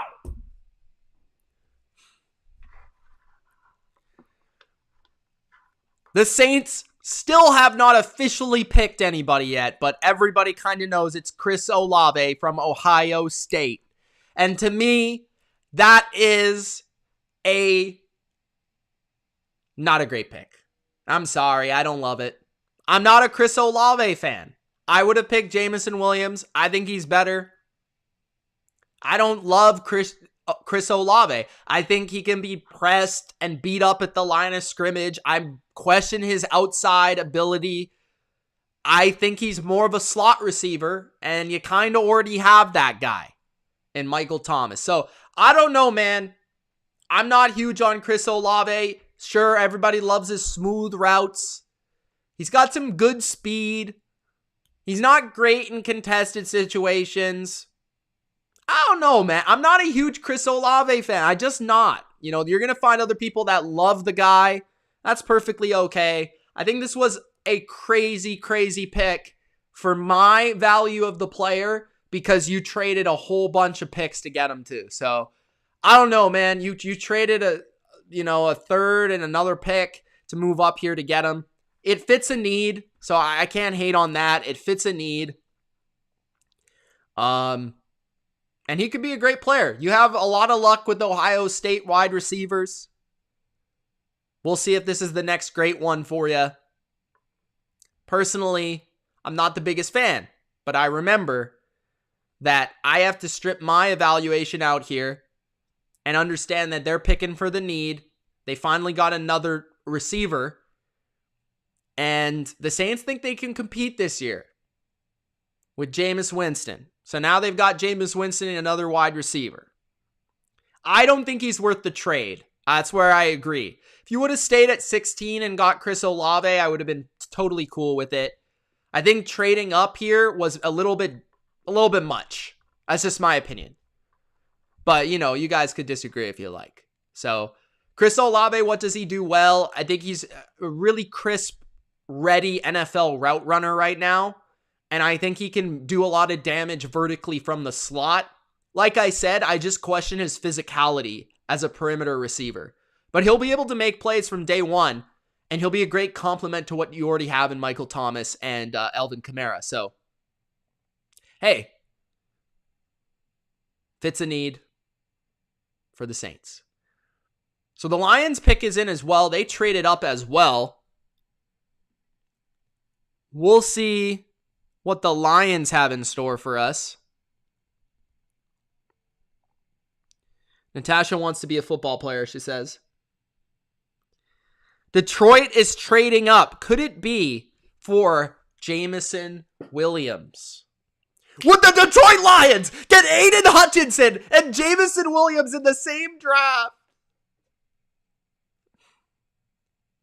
That would be crazy, would it not? It's not Kenny Pickett.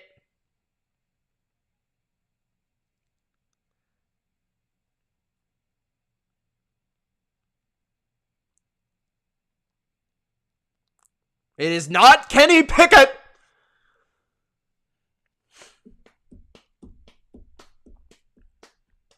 The Eagles are now on the clock. The Lions pick is in. It's not Malik Willis.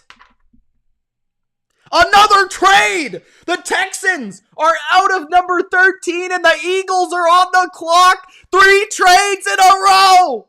3. Not 1. Not 2, 3 trades in a row. Will the Texans get a huge haul? The Eagles, who are they going to pick at 13? Who are they going to possibly select moving up 3 spots? The Lions pick is in.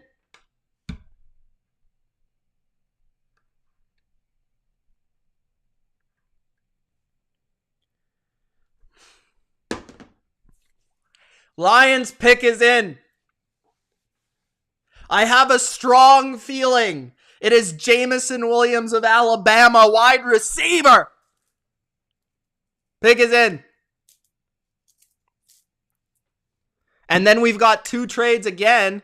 We got Houston, who traded with the Eagles.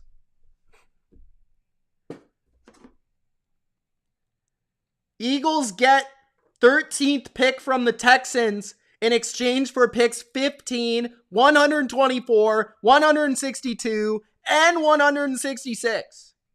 The Texans are getting lottery picks. I actually really like that trade for the Texans. They move back 2 spots and they get 3 other picks. Booyah. So the Lions get they also got a 2022 second round pick.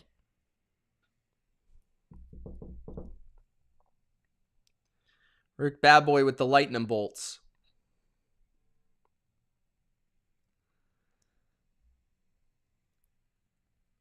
The Lions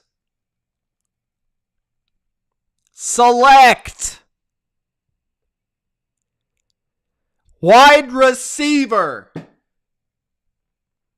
from Alabama, Jameson Williams. Great pick. Stop the count. Stop the count. The Lions have won the draft. Stop the count. Stop it. It's over. You got Jameson Williams and Aiden Hutchinson. Stop the count. Throw in the white towel. It's over. They trade up. They get the best receiver in the draft. They get the best pass rusher in the draft. The Lions are doing big things this year. Now, they still don't have a quarterback, but that's okay. They got the most electrifying playmaker in the draft, Jameson Williams. This guy is incredible. Great speed. Great after the catch. Yes, he's recovering from an ACL, but an ACL is like recovering from a bruised knee at this point. Jameson Williams, split coverage. Split a double versus Georgia. That's how fast he is. Double moves, route running, The Lions are for real. The Lions are making their way to the top of the NFC North because they're just waiting for Aaron Rodgers to retire or leave. The Lions might be ready in a couple years. They need their quarterback, but they might be able to get one next year. Or maybe even this year. Who knows?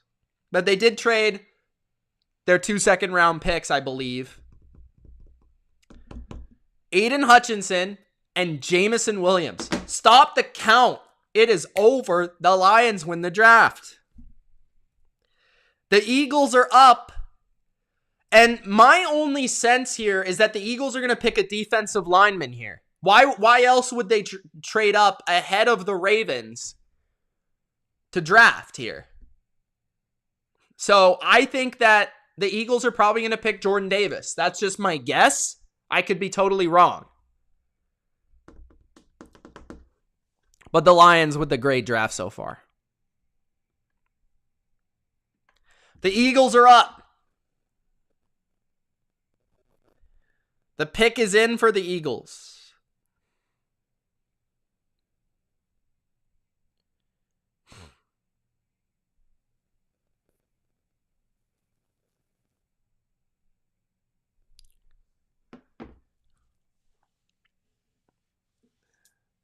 The pick is in. And then after that, we've got Baltimore, I believe, at 14. And then where are the Baltimore Ravens going to go? Are they going to go with a Trent McDuffie? Are they going to go with Trevor Penning? Are they going to go with Dax Hill?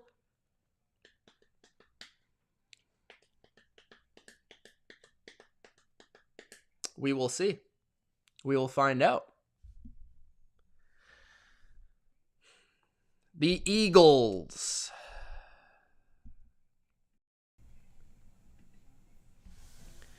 Am I cheating? How am I cheating? Rick, what are you talking about? Stop talking crap.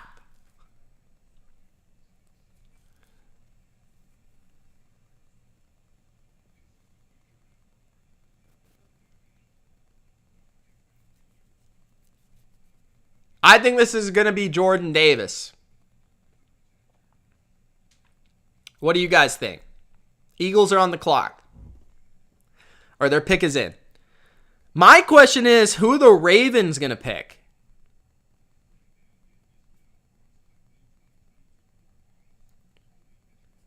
I'm going to say they're going to go with...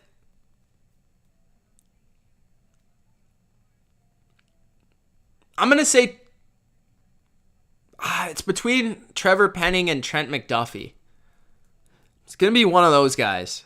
I mean, they could go with Jermaine Johnson, though. He's still on the board, isn't he? Ooh, they could go with him, too.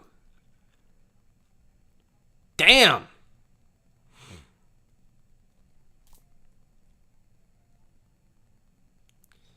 Because the Eagles are rumored to get him. The Eagles were rumored to get him a while ago.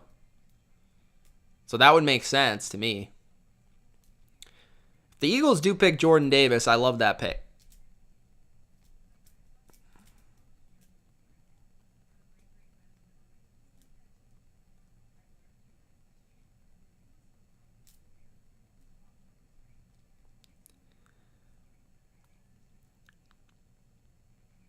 His mom's a Philly fan? Really? That's cool.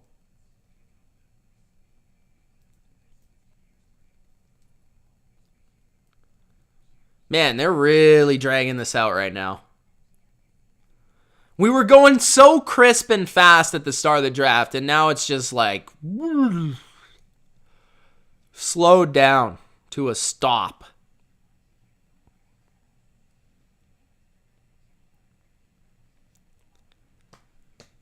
Brutal. We had 3 trades in a row, man. 3 trades in a row.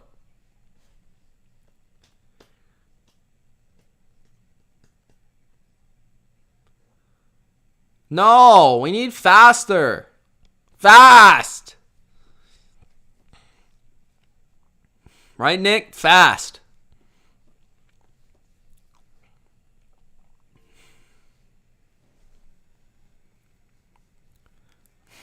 I can't believe I would have never guessed the Lions were going to get Jameson Williams and Aiden Hutchinson. I would have never guessed that. Never.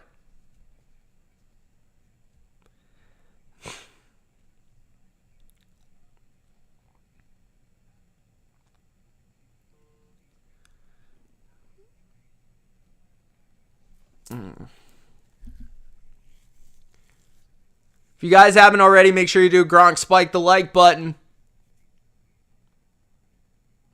Okay, we get it. Pizza Hut sponsoring. We get it. Can we just get the pick? 13th overall for 15th overall, 4th round, and 5th round. 2 5th rounds. That's a great trade for the Texans, man. That's a great trade for the Texans. The Texans they move back 2 spots, and they get 3 picks in the 4th and the 5th. That is great stuff right there.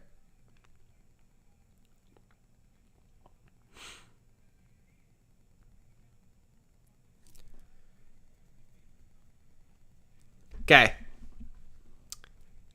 The Eagles. Pick is in. Eagles fans going nuts. Go Birds, they say. Look at that guy.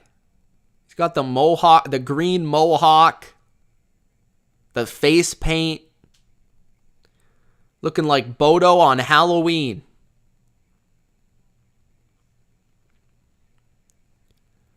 Pick is in.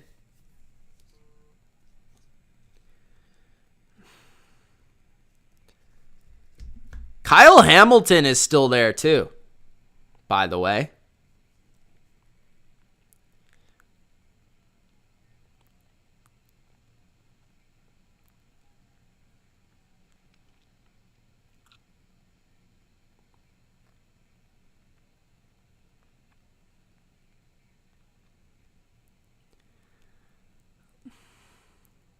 Okay, this is the longest 13th pick in NFL history.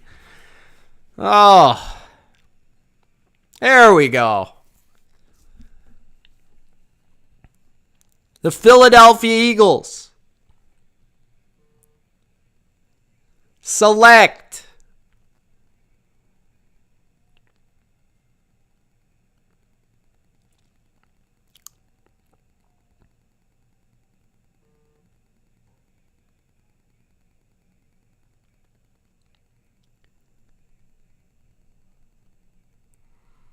oh my goodness. Roger!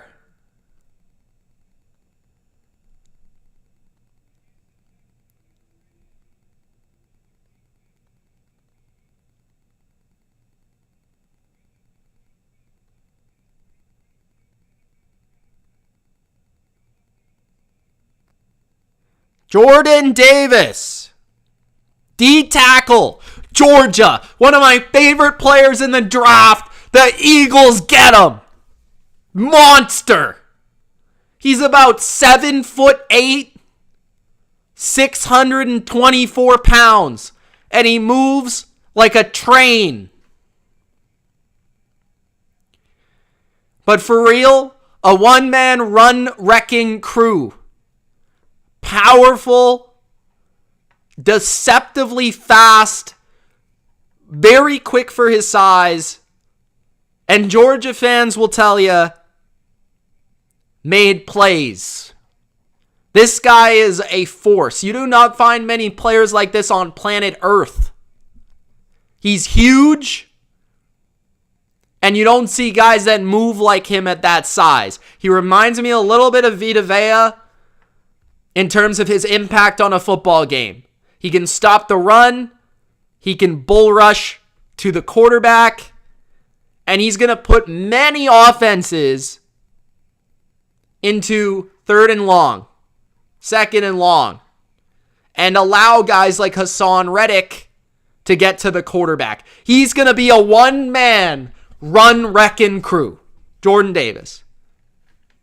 Good pick. The Eagles have selected. Up next, we got the Ravens. The Ravens could go with the DB here, and it would make a lot of sense. Kyle Hamilton still on the board. Trent McDuffie still on the board. We will see what they do. I also saw Trevor Penning could be a possibility as well. Trying to figure out his suit here, Jordan Davis. This guy's huge, man.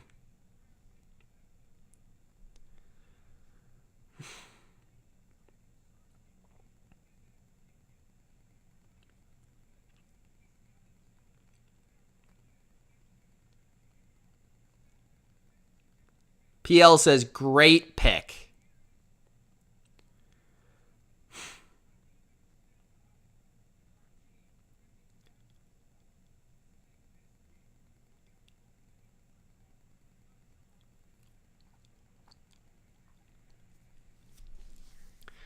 All right, if it were me, I was the Ravens,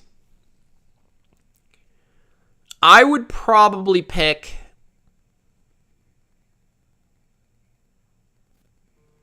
Kyle Hamilton. I didn't think he was going to be here for the Ravens. I thought they were going to get Jordan Davis.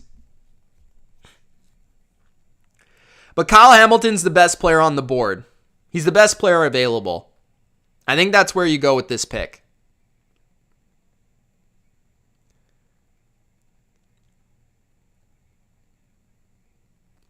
Natasha, relax.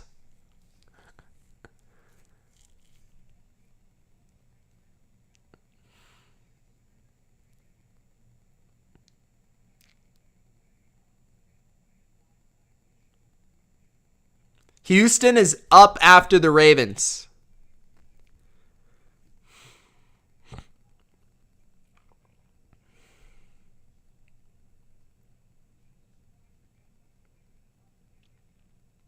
I just noticed Mel is in his office and he's not at the draft. Is that usually the case?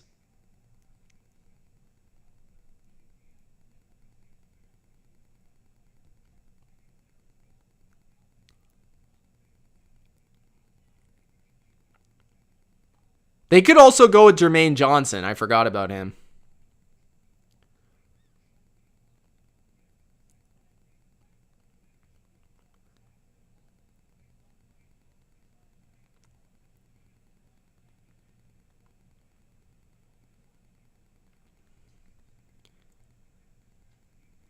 I didn't know that he had to stay at home. Why do you have to stay at home?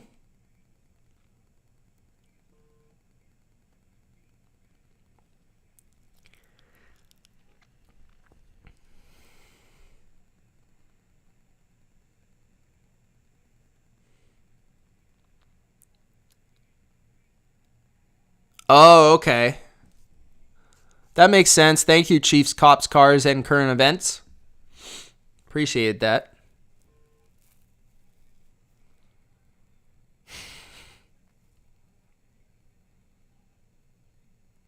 Ravens pick is in.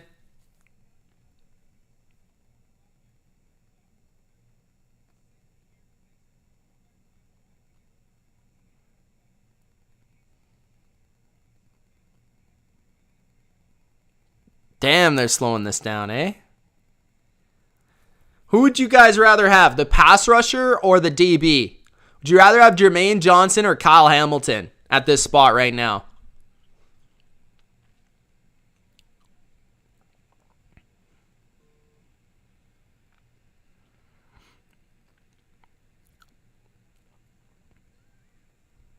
All right, the Ravens.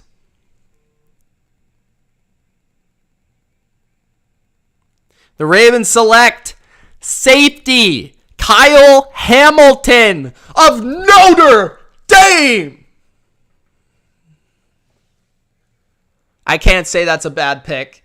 Hamilton's a top 10, if not top 5 prospect in the NFL draft. He was a top 5 prospect, I believe, for me. And some places even had him as the top prospect in the draft. Incredible range for a guy that big. Great length at 6'4". Good coverage ability. Good versatility in the slot at free safety. Can play strong safety. Leader. Great athlete. Everything about him is just phenomenal. I mean, he's been great throughout his whole college career. He was one of the biggest playmakers on Saturdays. And now he'll be a big playmaker on Sundays. I'm intrigued to see where they put him. Are they going to have him at safety? Are they going to put him in the nickel spot? He could play a bunch of different spots for the Ravens. Ravens traded Brown to the Cardinals? Hollywood Brown in the 100th pick to the Cardinals for number 23. Oh my God! Wow! Holy, what a trade! The Cardinals trade number 23 to the Ravens for number 100 and Hollywood Brown. The NFL draft is going crazy right now. Okay, immediate reaction right here for the Ravens and the Cardinals. The Ravens trade their number 1 receiver, arguably. I know that they got Rashad Bateman, but of the past couple of years, it's been Marquise Hollywood Brown. He is going to Arizona. And remember, he used to play with Kyler Murray. This is a move to appease Kyler Murray. They want to make Kyler Murray happy. They want to make Kyler Murray, okay, bro, we don't want to pay you right now. Let's just bring in your best buddy, Hollywood Brown, put him in the slot, let him run straight down the field, and let's throw bombs away. That is a crazy trade. I have not seen many trades like this before. Hollywood Brown to the Arizona Cardinals. This is the most exciting part of the draft so far. Hollywood Brown's a good player. He had his best season last year. Great speed. He developed into a number 1 target for Lamar. They were gaining chemistry. And all of a sudden, he's gone. And now he's going with his best buddy from college, his go-to quarterback and his go-to receiver. That's a huge move for Cliff Kingsbury's offense. It gives a speed dimension vertically to complement DeAndre Hopkins, to complement the versatility of Rondale Moore. The Cardinals were looking at wide receiver at number 23, and now the Ravens have another first-round pick. That is a great trade for the Ravens. I'm going to be honest with you. I like Hollywood Brown, but getting the 23rd pick in this year's draft for a wide receiver who's already played 3 years, who's going on his 4th year, that's a great trade for the Ravens. That's great value. You know, you do lose a go-to target, but you could pick one at 23. You could, or you could go with another position. But at the same time, it works for both sides because, hey, look, the Cardinals, I'll pull up their graphic. Look at their needs. They needed a wide receiver. They wanted a wide receiver. So they get one with Marquise Brown. What a wild trade, man. That's crazy. Plus the Cardinals get another pick as well. I believe it a number, let me check. Number 100, I want to say. I want to say it's number 100. Number 100, which is solid. I think is that a 4th round or a 3rd round pick? So, nice, man. I mean, both sides, it works. I think the Ravens win it because that's great value for a good but not great receiver in his 4th year. His 4th year is coming up. But then again, the Cardinals get a receiver that already has chemistry with their quarterback. They add a dimension to their offense that they didn't have. And they get a player that's going to be great in the slot, that can play in the slot now in Arizona, where he wasn't really playing there in Arizona. I don't think they used him well enough in Baltimore a lot of the time. So I'm really excited about that trade for both sides. I think that's a good trade for both sides. It is. It is truly. Now discussing the Texans' 2nd pick of the draft. It's a little bit of a head scratcher slightly here, but he's a good player. Let me just get to the Texans' the Texans selected Kenyon Green, guard. So they're looking to upgrade their line of scrimmage here, going with Kenyon Green. I thought they would go with Kvon a little bit earlier, but they end up going with Derek Stingley at cornerback, and they end up going with Kenyon Green at this pick, 15, after trading their 13th pick and accumulating more picks, which I thought was a great trade. They were able to trade back, accumulate more options, more picks to help this roster that needs a lot of work. So Nick Caserio, good work there. And they get a really good guard with tackle versatility in Kenyon Green. This is a guy that's powerful, ready now to play, has played multiple positions on the offensive line. I think he's going to really help their run game and their pass game and help solidify that offensive line. So they go with corner with their first pick and offensive lineman with their second pick. I thought they were going to go the opposite, but hey, it works out. Maybe they felt like Kenyon Green was a similar grade to Kvon and Neal, so they felt like getting the stud corner at 3 was the way to go. So ultimately, the game plan in my head, you get that corner, you're able to accumulate more picks, and you still get the offensive lineman. Solid. You know, the guy, I'm not sure Kenyon Green is going to be a tackle in the NFL, but at least he's going to be a guard, a really good guard. So at the very least, they have themselves 2 starters this year and more picks to come. I think so far the Texans have done a really good job in this draft of at least fulfilling their biggest needs. So I think the Texans getting Kenyon Green was a nice pick. Maybe a little bit of a reach in terms of where people had him valued, but ultimately, it doesn't matter about that. It just matters about how he plays. What's going on, Ramona? How you doing? Who was the best pick? No, Aiden Hutchinson went second.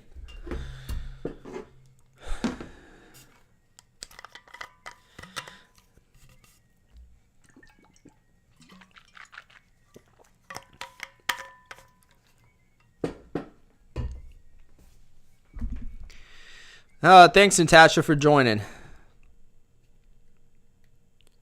We'll find out who Lamar is throwing to soon. Who's up? I don't even know. There's been so many trades. Is it Washington?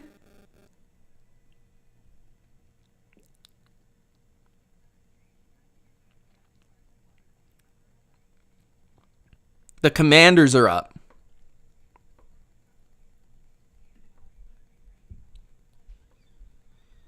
And then I think the Chargers or the Eagles.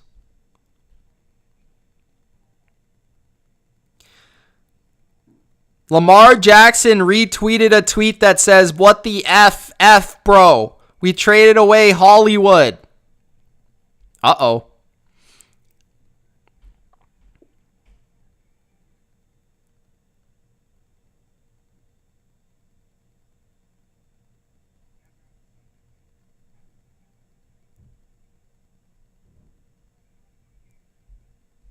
Kyler Murray tweeted, "Let's run it back. Hollywood to the desert. Y'all welcome, my boy." All right, Kyler Murray's excited. Lamar Jackson, not so much.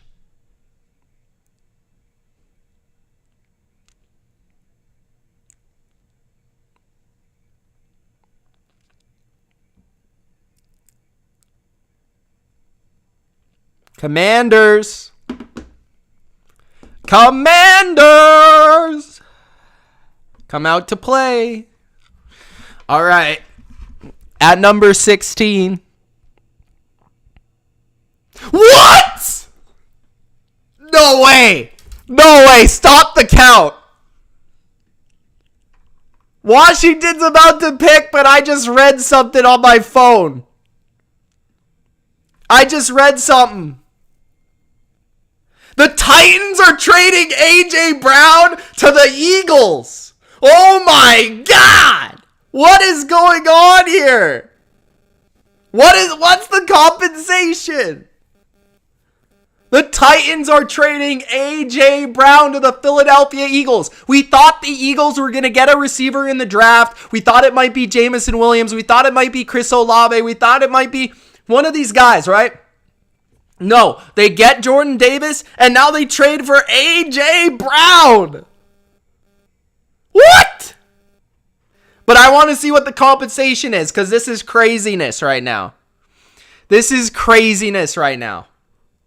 Johan Dotson went to the Washington Commanders, by the way. The pick is in. I'll get to that in a moment.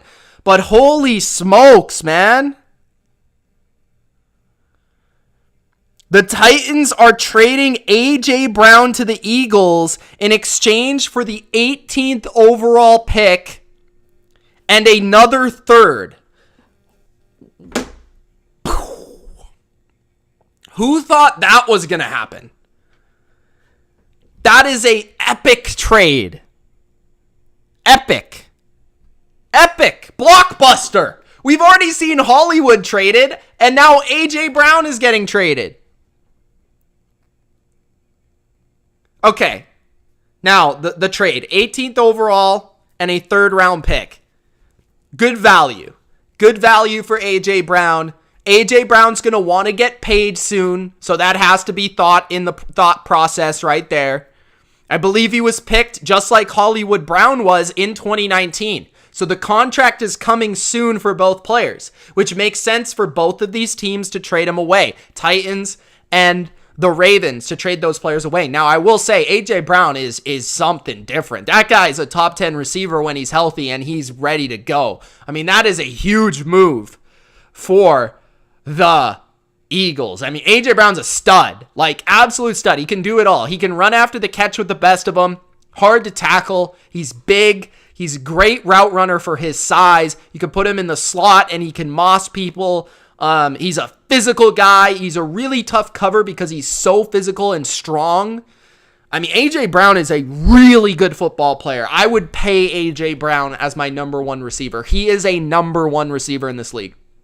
The Eagles now have A.J. Brown and Devontae Smith to give Jalen Hurts. And A.J. Brown's used to being in a run-heavy offense as well, so that's not really going to be a problem. My goodness, what a trade for the Philadelphia Eagles. They solved their wide receiver issues by not picking one, but trading for one. Wow. Wow, what a trade. Let me know what you guys think about that move. A.J. Brown to the Eagles. I think it's a phenomenal trade for the Eagles and great value for the Titans. We're going to see what they get for those picks. Now, let's get to the last couple picks that I missed because of this craziness. Johan Dotson to the football team. Johan Dotson is a nice receiver. I thought this was a little bit of a reach here, but I do think Johan Dotson is going to be a good player. He's got real good toughness, really great toughness. I love the way he plays. He's a good route runner. He can beat you on all levels of the field vertically. I think he's going to be a really good slot receiver in the NFL. That's kind of what I think. And I love his mentality, his toughness. I think he was a little bit underrated because Penn State quarterback was terrible. He was a first-round player, but I thought he was going to be end of the first round. So it's a little bit of a reach, but I think they went with, okay, it's Chris Olabe, Johan Dotson, very similar players in my mind as well. I actually prefer Johan Dotson because of his toughness, because of his ability to go over the middle and catch the football. So I think that's ultimately seeing what Washington was able to do there. They wanted a receiver. They traded back. They got extra picks, and they were able to still get their receiver. So at the end of the day, the Commanders, their moves, it made a lot of sense. I like it. I like it. I like it ultimately.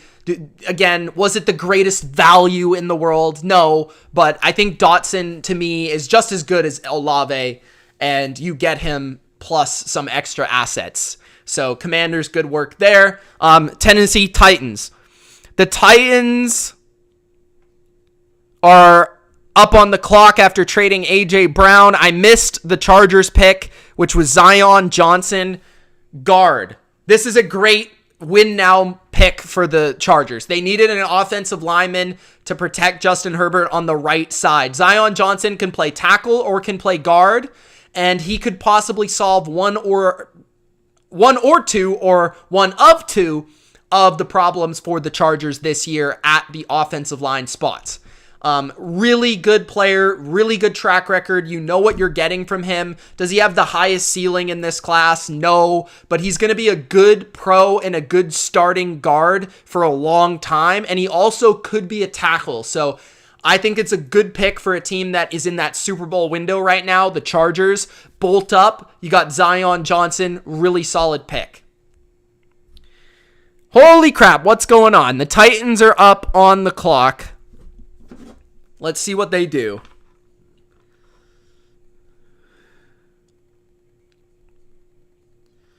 What pick are we even at? I've lost what picks we're at because there's been so many crazy trades.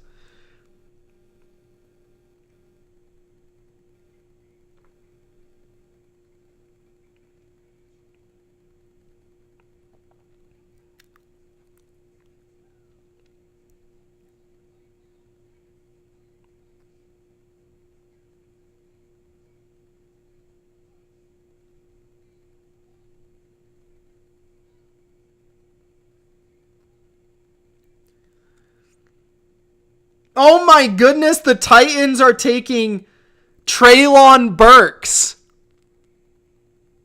They're literally taking A.J. Brown Jr. to replace A.J. Brown.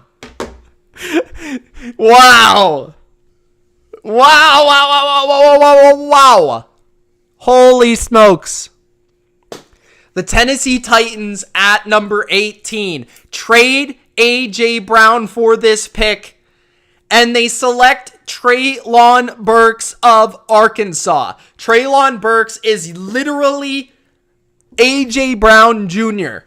Big lower half, explosive downfield receiver, big mitts, big hands, can go up, grab it. They know how to utilize this type of player. My question is, how will he be able to win on the outside? I question some of his releases, his refining, his route running needs to be done.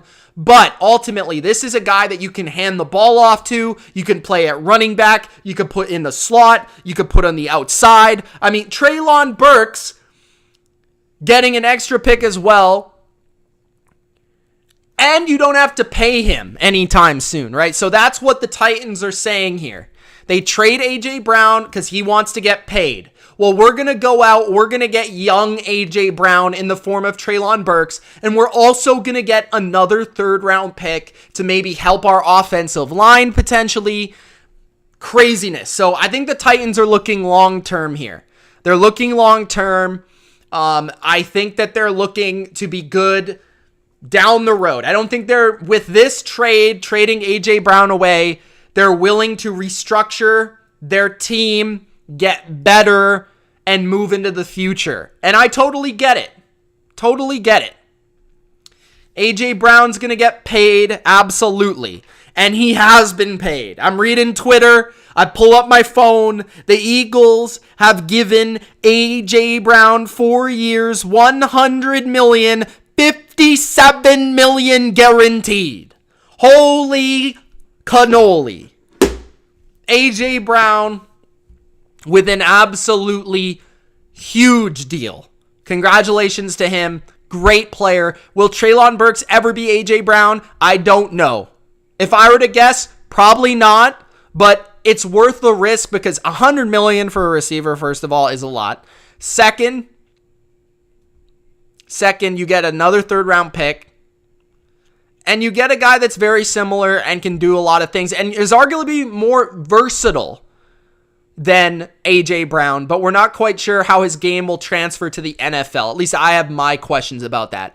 Burks is a beast, though. Hard to tackle. Just dominated at Arkansas despite a lack of targets. Explosive player. Ran away from Alabama. He's that fast. So this could rather be an extraordinarily awesome trade for the Titans, or you could also see this one backfiring. It depends where you land with Burks and your opinion of him. So, wow. I just think it's hilarious that they literally picked A.J. Brown Jr. after trading A.J. Brown. I just think that's hilarious. Natasha's a big fan of Mike Vrabel, by the way.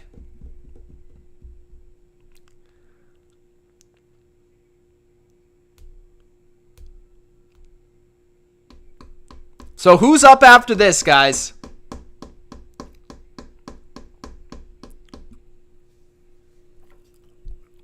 Who's up after this? New Orleans? Oh, New England's almost up. New England's almost up so that they can trade away their pick. Can't wait. All right. What madness is ensuing tonight? This is a crazy draft so far. Who do I like for the Pats? If Jermaine Johnson is still there, I will literally do a backflip if we pick him. If I can do a backflip, which I can't do. The Cardinals are shopping Andy Isabella, if anybody cares. Jermaine Johnson hasn't been picked, right?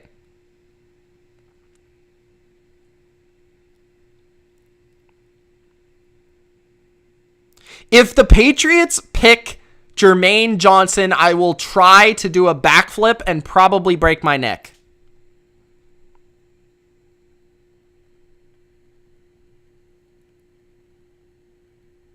If they don't pick Jermaine Johnson, I might be a little mad.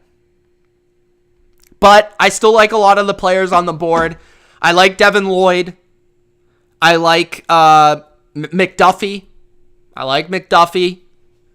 So this will be interesting. I think Pittsburgh is going to go quarterback, but the Saints are up first. The Saints got their receiver in Chris Olabe, so they're not going to pick a receiver here. They're probably going to pick a tackle or a quarterback. They could go Jermaine Johnson just because they love defensive linemen. But I don't know.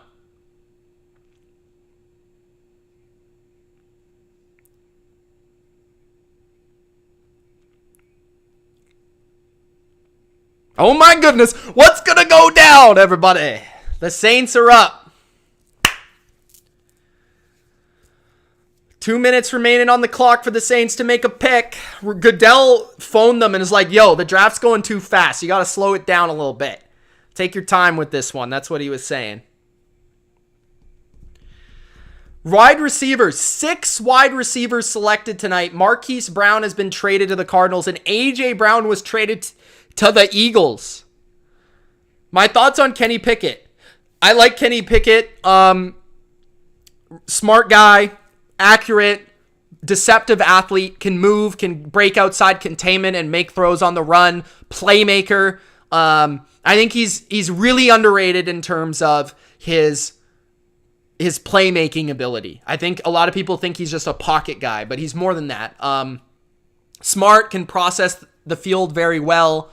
I think he's the most ready to play quarterback in the draft. Do I think he's got the most potential? Maybe not. I prefer Matt Corral in that regard, but I like Kenny Pickett. He was for a moment my number 1 quarterback in the draft. The Saints are going to select, most likely, I would think, Trevor Penning here, just because they got rid of Teron Armstead, right? Or not really got rid of, but he signed with Miami. So I would think that everybody that's been pinning them to a tackle, it makes sense for them to go tackle. One Pride asks, what do I think of the Lions draft? Amazing. Amazing draft. One Pride. Great draft. One of the best drafts I've seen in a while in the first round. You get my favorite receiver and my favorite pass rusher. You couldn't have done better today. Great stuff. Owen says, who are the Pats going to pick? They're not picking a receiver. Too many of them have been picked already. Corner, they could go with McDuffie, but I could see them also going linebacker or edge. Jermaine Johnson is still on the board. If he makes it to 21 and the Patriots don't pick him, I might cry. But Devin Lloyd is also there at linebacker, who's my top linebacker. Kvon Walker, who I know they like, is still there. And then also Trent McDuffie at corner is still there as well. So there's a lot of options for New England at 21. They could even trade back and still get one of those players if they want. The Saints pick is in. A+ so far, yep.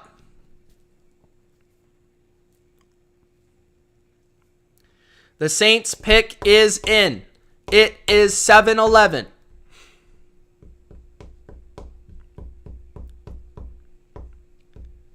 Thank you guys for joining. If you haven't already, make sure you do Gronk Spike the like button. Subscribe to the channel if you're new. Who is Aaron Rodgers going to throw to? Do you see them making a deal for Deebo Samuel? I don't. I don't think the Niners would trade Deebo Samuel to the Niners. Or I don't think the Niners would trade Deebo Samuel to the Packers. Sorry. I think they're going to get a rookie here in this draft, probably. And they got Sammy Watkins, Alan Lazard, Randall Cobb. No one special there, but I don't know, man. Probably a rookie. Owen says, watch Bill go for O-linemen. I doubt it just because all of the O-linemen are gone. The first round ones, at least. Trevor Penning is the pick for the Saints, which would complete the O-lineman that I've been talking about here. Trevor Penning to the Saints. Solid pick. He's a little bit of a project coming from Northern Iowa, but he dominated his level of competition. Very good skill set and traits to be an upper echelon tackle in the NFL. Good feet, great power. He fits the mold of a Saints lineman. They were looking to replace Teron Armstead, and he does just that. He's going to start from day one at left tackle. He's going to need some coaching and some molding, but he could be a real good one. The Saints usually know what they're doing with offensive linemen, so that's probably going to end up being a good pick at number 19. I think they get pretty good value there at number 19, given that he was really the last guy at that tackle spot. Nobody tried to trade up for him. They kind of it just fell to them there, so that's good. Do you think defense next round? Well, when's your next pick now, One Pride? Because you traded it, right?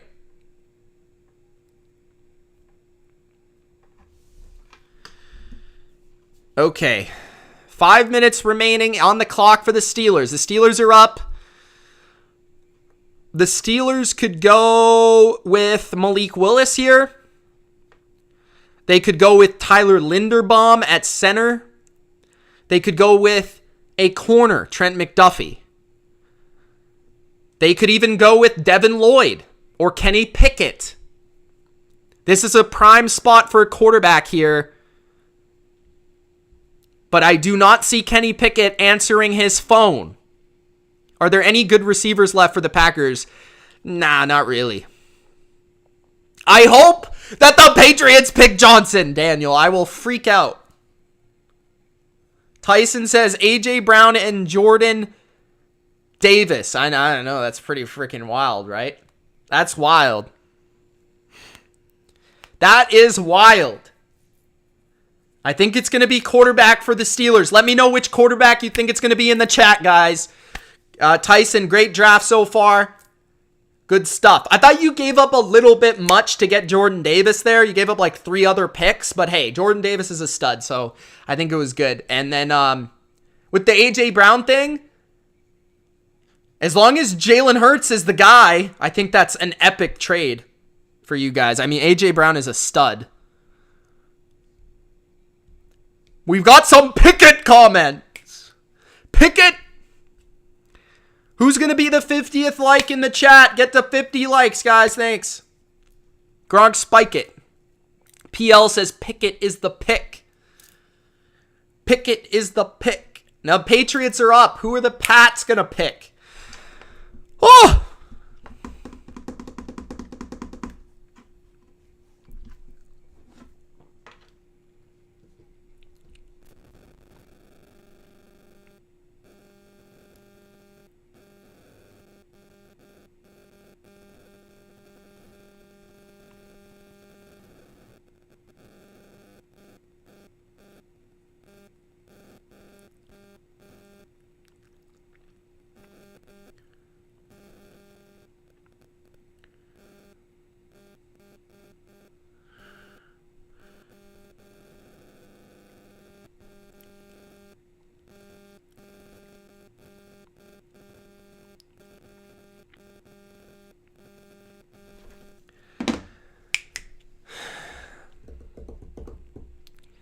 The Pittsburgh Steelers. I will spoil it, guys. The Pittsburgh Steelers have selected Kenny Pickett, from Pittsburgh. I think this is a solid pick. Some people are going to criticize this, but I'll say this. Steelers fans, think about it for a second. Once upon a time, the Pittsburgh Steelers had an opportunity to pick a quarterback from Pittsburgh, and they passed on him. His name was Dan Marino. They passed on him. The Pittsburgh Steelers selected Kenny Pickett, a quarterback from Pittsburgh who set records, who broke Dan Marino's records. Kenny Pickett is the future of the Pittsburgh Steelers. What I like about Kenny Pickett, his composure. Seems like a very composed, calm quarterback and a leader. He has plenty of experience starting in college football. He's experienced. He knows how to run an NFL offense.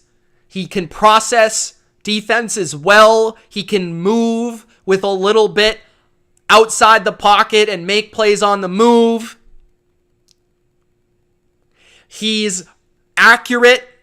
He doesn't have the strongest arm, but he's got an NFL arm. You do worry about the hands when it comes to the cold of Pittsburgh in December and January, but he did play in Pittsburgh in college, so he is used to it. Plus, he gets to stay home. Plus, it's a fan favorite. Plus, the jerseys are coming off the shelves in droves. Bodo's already bought one. It's coming to his house right now.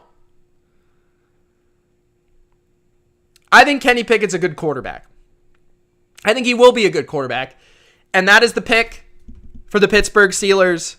Thank you, Bodo, for the $20. Bodo says, woohoo! I hope I got that accurately. Next is the New England Patriots. The Patriots are on the clock. And before they go, I need to take a quick run to the bathroom because I need a nervous pee. Okay, I'll be right back.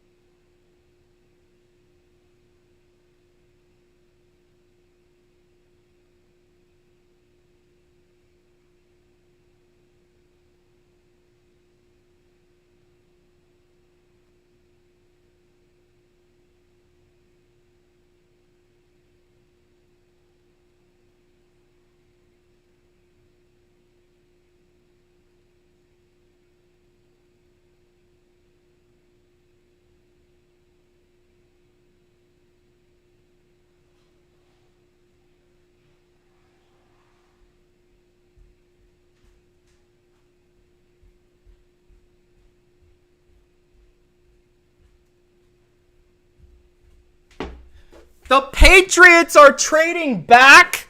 Are you kidding me? Why? Not again, bro. I want Jermaine Johnson. Why can't you just pick him? Why can't you just pick him?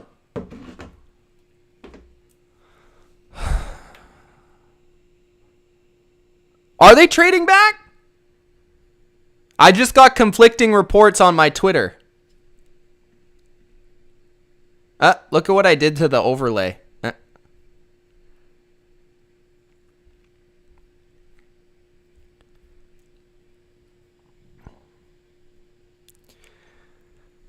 What's going on here? I'm confused.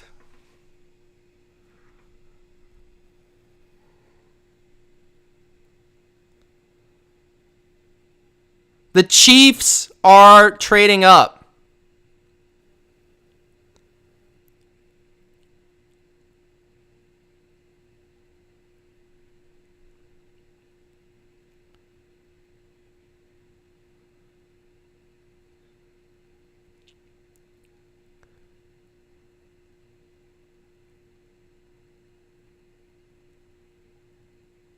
Okay, the Chiefs have traded up to 21, apparently, with the Patriots. So the Patriots are getting the Chiefs pick at the end of round 1.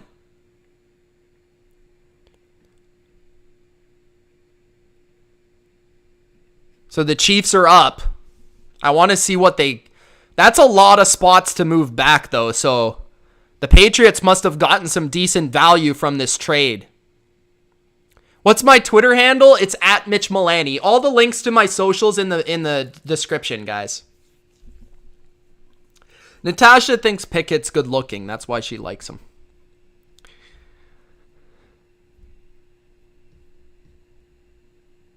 Johnson is still on the board and we're not picking him. I think the Chiefs are going to pick him right here.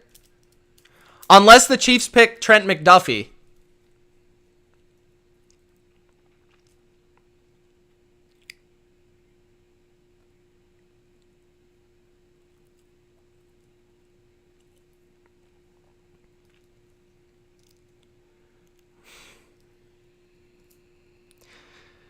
The Patriots got 20... Wait, hold on. It looks like we got some good value.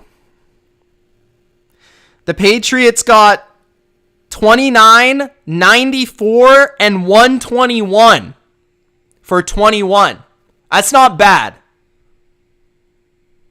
That is not bad at all. So that's a first rounder, 8 picks back. A third rounder and a fourth rounder, if I'm not mistaken.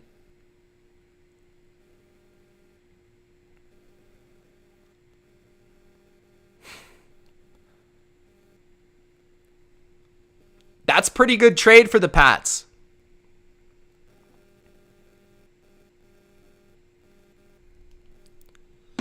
Yeah, that's a good trade. You get another third rounder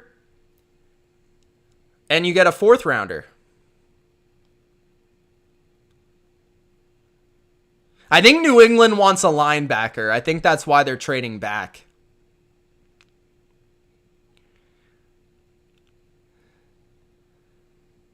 The Chiefs have picked Trent McDuffie, cornerback.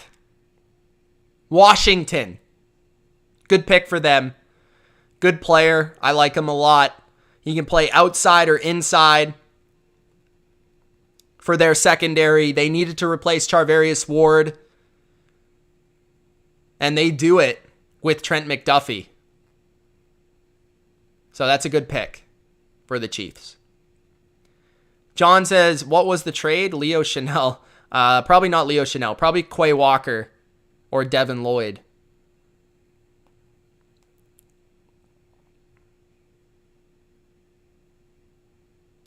Are we getting the Hill picks? I don't know. We're getting, I just told you though, we're getting, so our picks now are 29, 54, 85, 94. So what we got was a third round pick at the end of the third round, 85th overall. That's good. And a fourth round pick at 121. So we added a third and a fourth to trade back. 8 spots. So to me, that's good value. Getting a third round pick, that's very solid. I'm not mad at that, as much as I want Jermaine Johnson, but he'll probably be gone now. The Chiefs get Trent McDuffie. The Packers are now on the clock. They could go with Jermaine Johnson here. They could also, I don't know if there's really a receiver for them. Unless they go for like Christian Watson.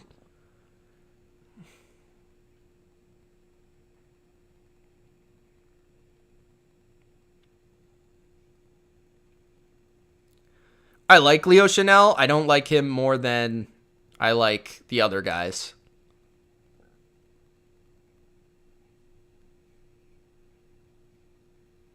I also think he can be had in the second round. So maybe they go for him in the second, but they could get another player in the first. Maybe a corner. We'll see. I have no idea what Bill's going to do, but he's got another third and another fourth now. So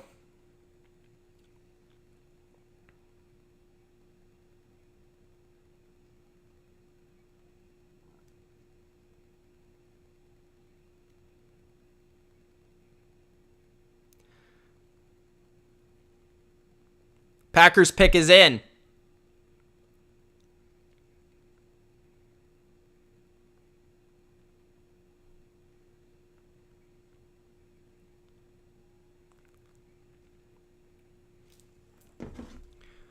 Natasha says, awesome likes, guys. Let's get Gronk Spike 60 now. Yes.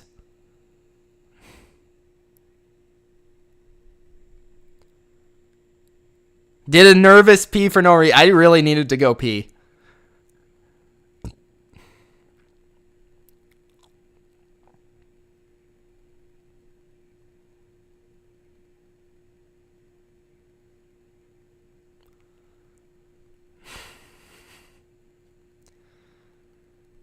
All right.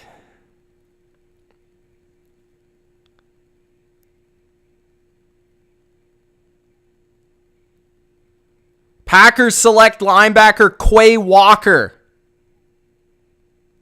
Georgia. A lot of people tied him to there, so that's interesting.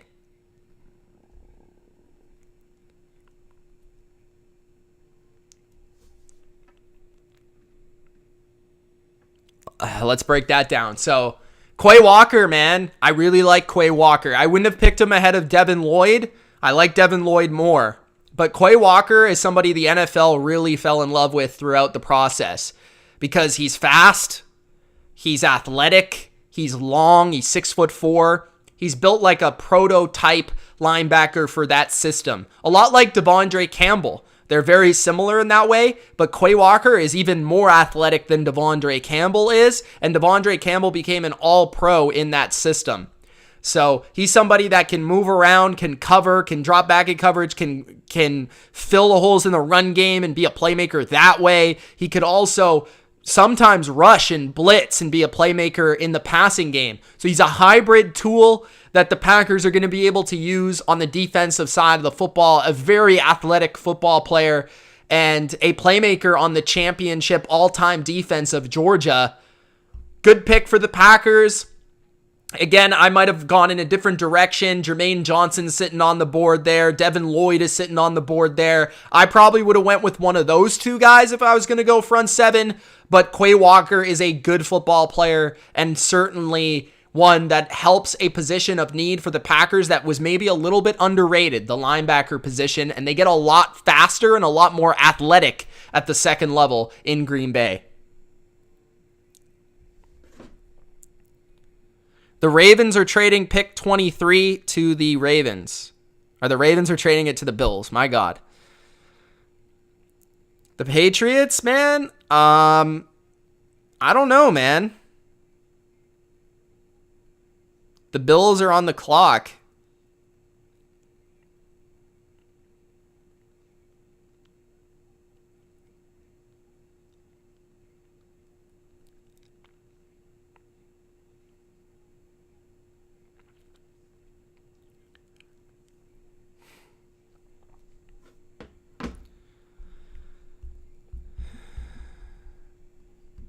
Trade, says Rick Badboy.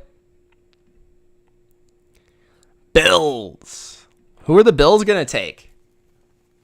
They traded up. I can't believe Jermaine Johnson is still there. I can't believe it. I really can't.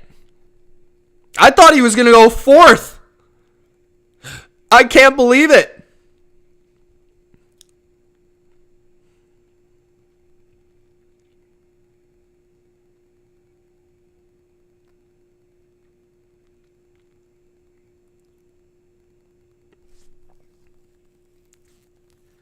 It's pick 23 for the Bills.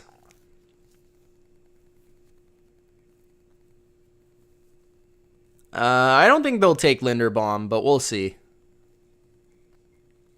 Maybe.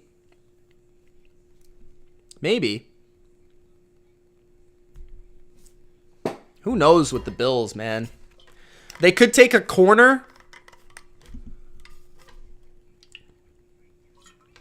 None of the receivers really make sense at this point. There's no real offensive lineman besides Tyler Linderbaum. Running back, you don't trade up for a running back, so it's not going to be a running back. It could be Jermaine Johnson. It could be Devontae Wyatt. It could be Devin Lloyd. It could be Daxton Hill, safety. Or one of the corners. So those are your options for the Bills. We'll see what they do here with this pick.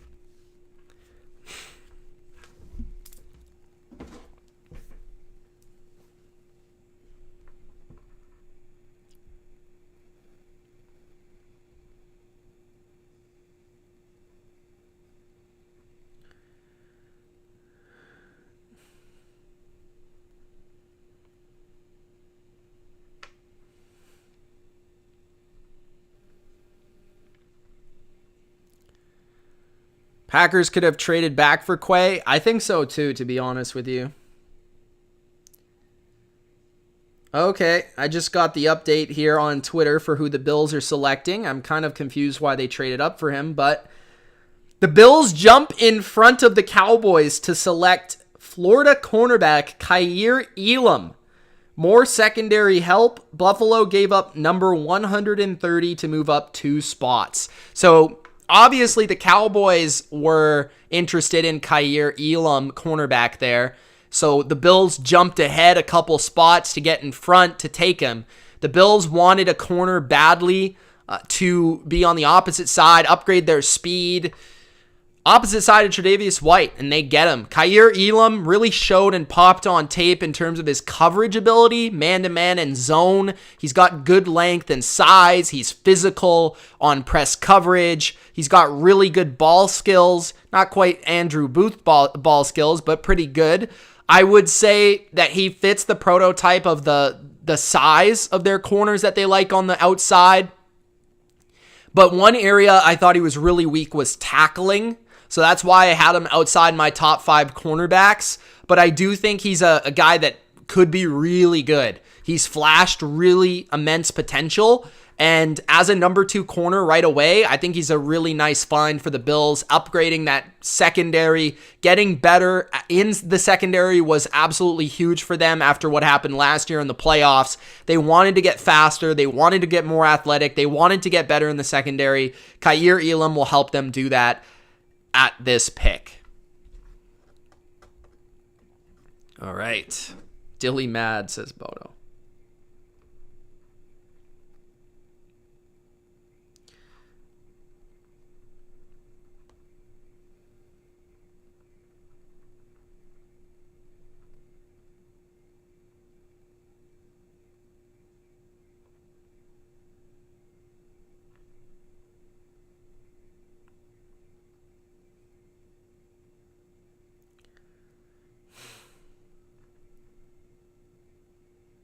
Are the Patriots going to trade back again?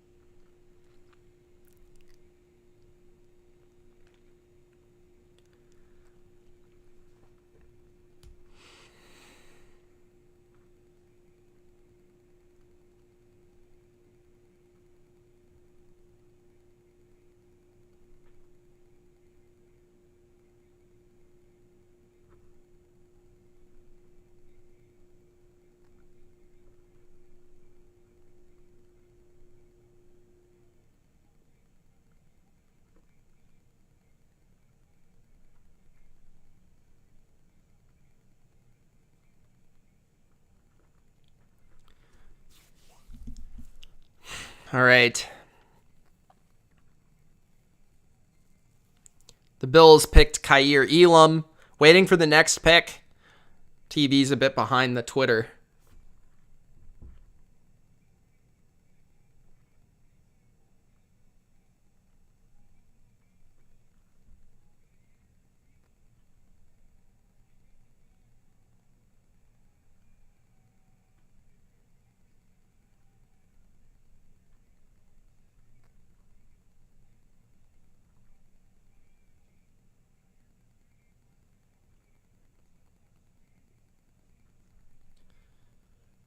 Natasha's getting stressed.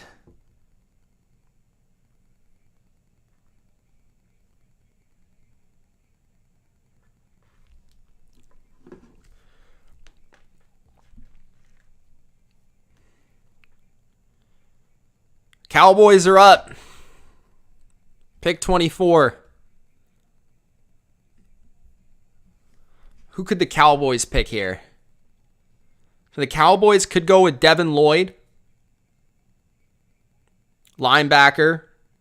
Cowboys could go another corner. Kaiir Elam might have been their top choice, though. They could go offensive line. Tyler Linderbaum would make sense to me. They could go defensive end with Jermaine Johnson. That would be their type of pick, just taking the value there. Even though it's not their most pressing need. They could go with somebody like Daxton Hill, although I don't think he really fits their system that well.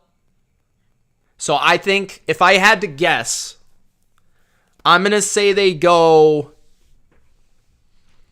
Devin Lloyd here. I don't know. That's tough. I could be totally wrong, but we'll see what they do. Nakobe Dean, maybe too. I don't know.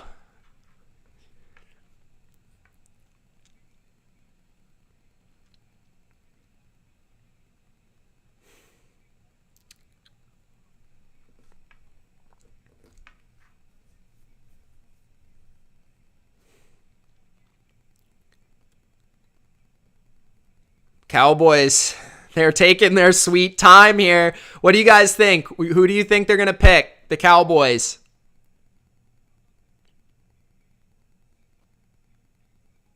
They need offensive line. They need front seven, linebacker. They need corner. They could even go receiver. I mean, they need a few things here.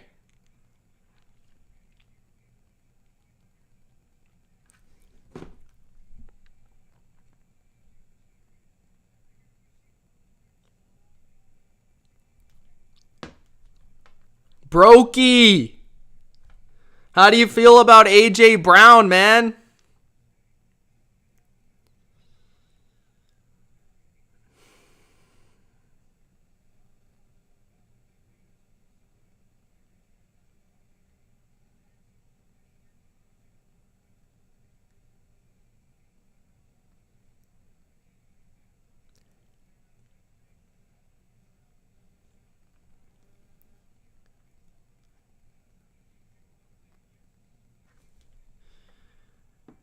Ryan asks, who are the Patriots taking? Your guess is as good as mine. I could see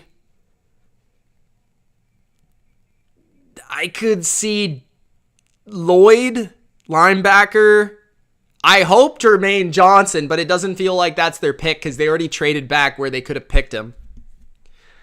Dax Hill, safety from Michigan. Or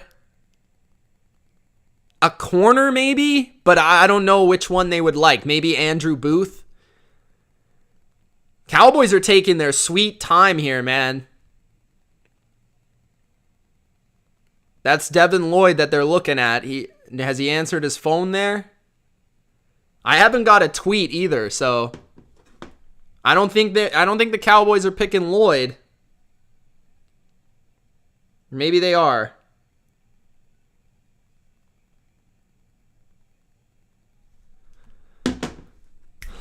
I don't know, man.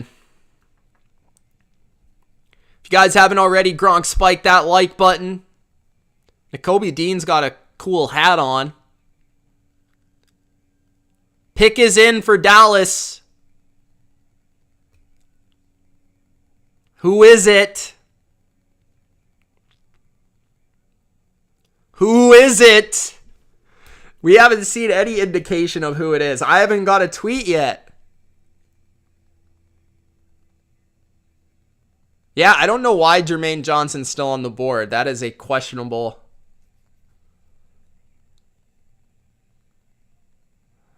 thing for sure. Gotta wonder if there's something behind the scenes we don't know about.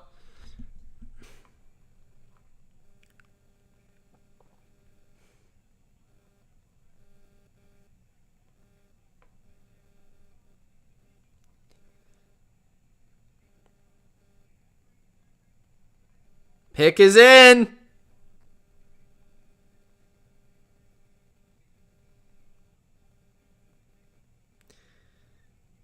Dallas is picking offensive tackle Tyler Smith.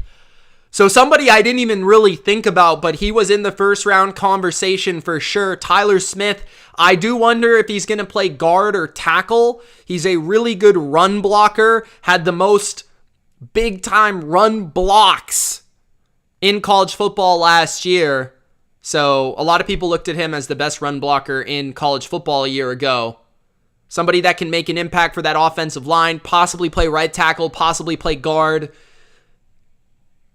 So Dallas adds to that offensive line, helps replace what they lost on the offensive line, and gets better there. Makes a lot of sense need-wise. I don't think he was the best player on the board, but I definitely think he helps their team in a position of need. So Tyler Smith from Tulsa to the Cowboys.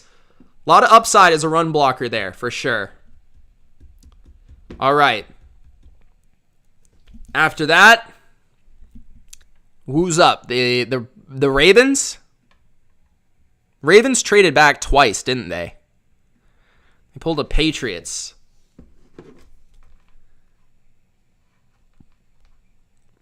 The Broncos picked Russell Wilson.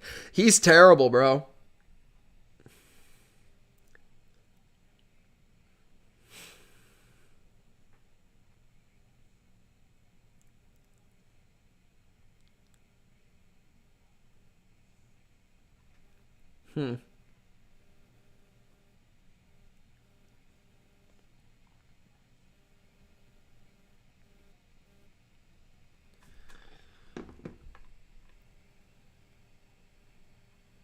The Ravens on the clock.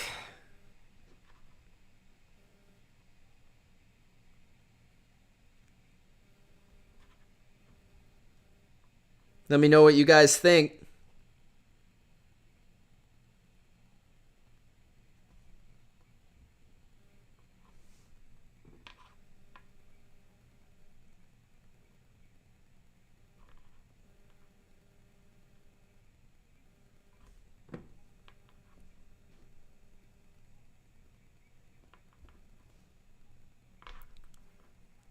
Daniel says that the Patriots trade pick 29 for a bag of Skittles. That would be a pretty good trade if you ask me. Dean will go early tomorrow. Yeah, I doubt him being a first-round pick at this point. Owen asks, was that first-round trade good? I assume you mean for the Patriots. Yes, it was absolutely a great trade. I don't usually love trading back either, but it was really good value. So...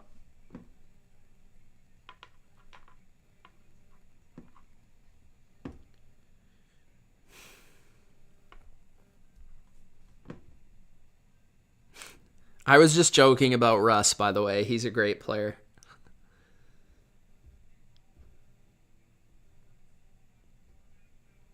What the heck?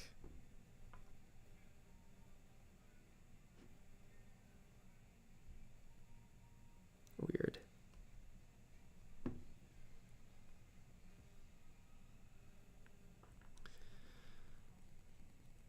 My fake team, the Bucks, they're almost up.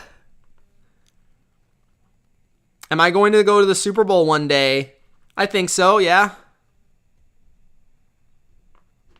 Eventually.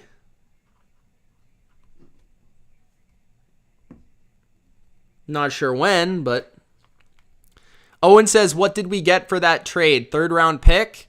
Yeah, we got a 3rd and a 4th. What did I think about the Bolts pick? Good pick. Fits the need that they had. Was it Zion that they picked? Honestly, I forget if it was Zion or Kenyon Green. I think it was Zion Johnson from Boston College who they picked. Yeah, it's a good player. One of the best guards in the draft, if not the best guard in the draft. Guy that could probably play tackle or guard, right tackle or right guard. And pretty much consensus best guard in the draft. Ready right away. Can start like this year for them. It's a win now pick, but it's at arguably your biggest position of need. So it's a good pick in my opinion. Maybe they could have traded back a little bit, but I'm not going to get picky there. He's going to be a good player most likely for a lot of years. Where do I think the Giants wide receiver Tony goes? I think he stays with the Giants. Daniel says, what picks do the Pats have now? Let me look.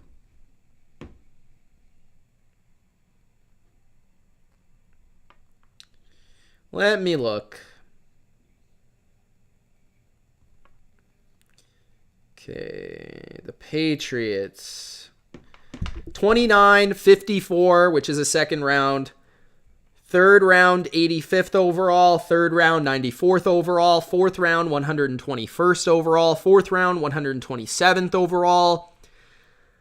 A 5th, a 6th, 3 6th, and a 7th. So they've accumulated a lot of picks over the last couple of days. That trade with the Texans, where they traded their 5th for a couple 6th and a 7th.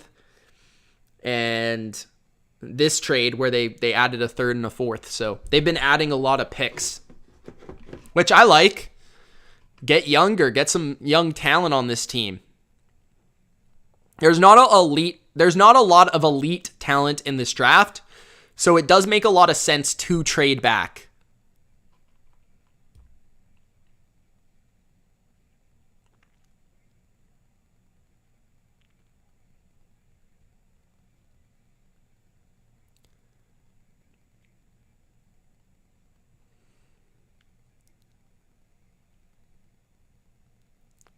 Bodo says he's predicting that I go to the Super Bowl in 2030 and it will be played on Mars because Earth will be inhabitable.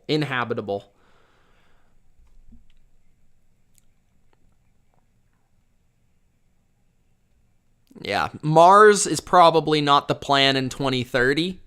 Maybe like 2070.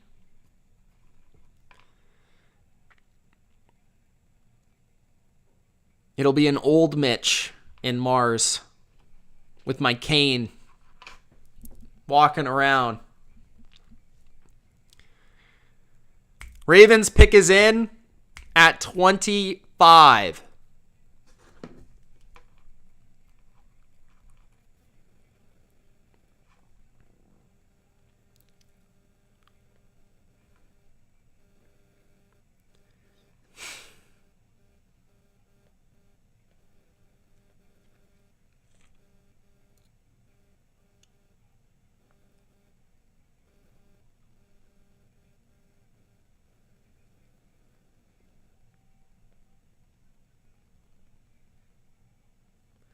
Ravens are selecting center Tyler Linderbaum. Wow, okay. I didn't see that one coming.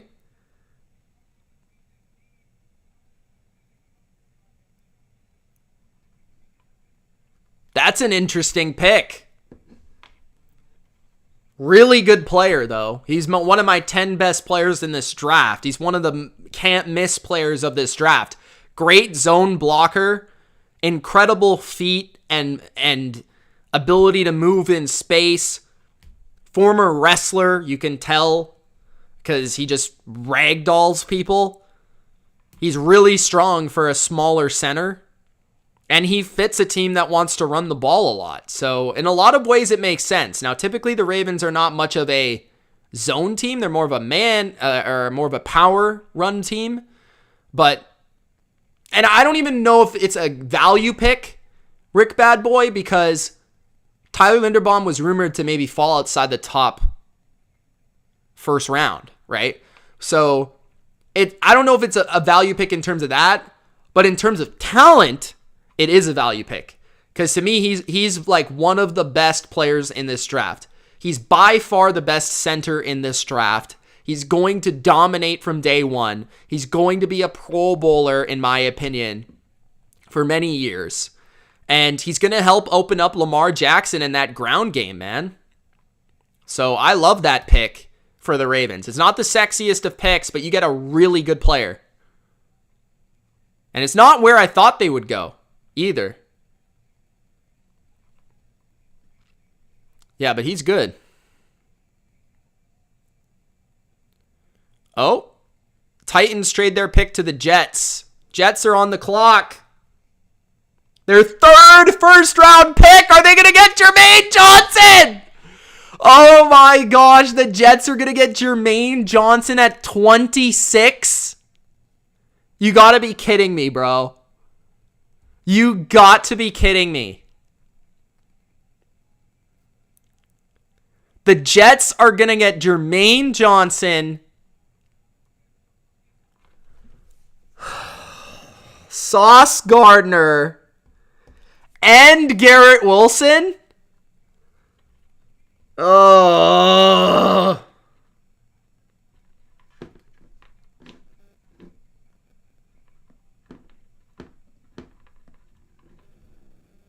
The Jets are taking over. Lamar Jackson tweeted WTF. Lamar Jackson is pissed. Lamar Jackson is pissed.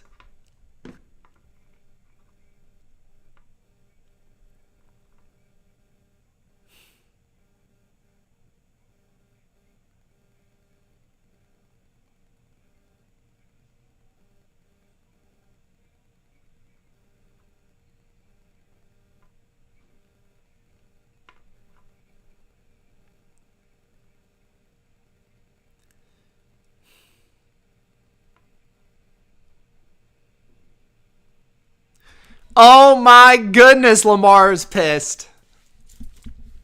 He said WTF.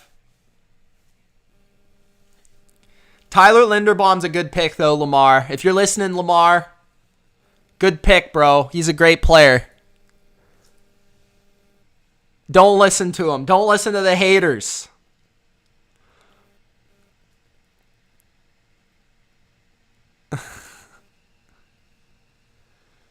Jets are on the clock, and they're going to get Jermaine Johnson probably.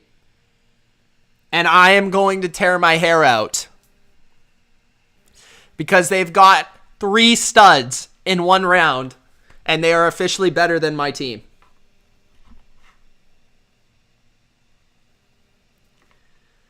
Oh my goodness!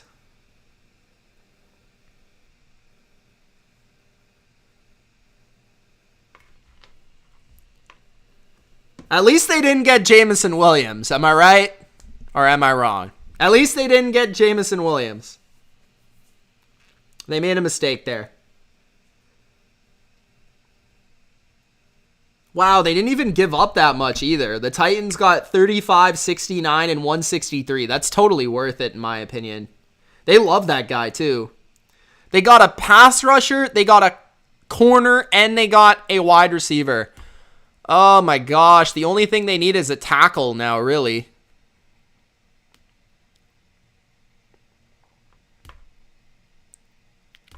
Patriots haven't picked yet. I don't know how it's possible to not be to be mad about it. They haven't picked anybody yet.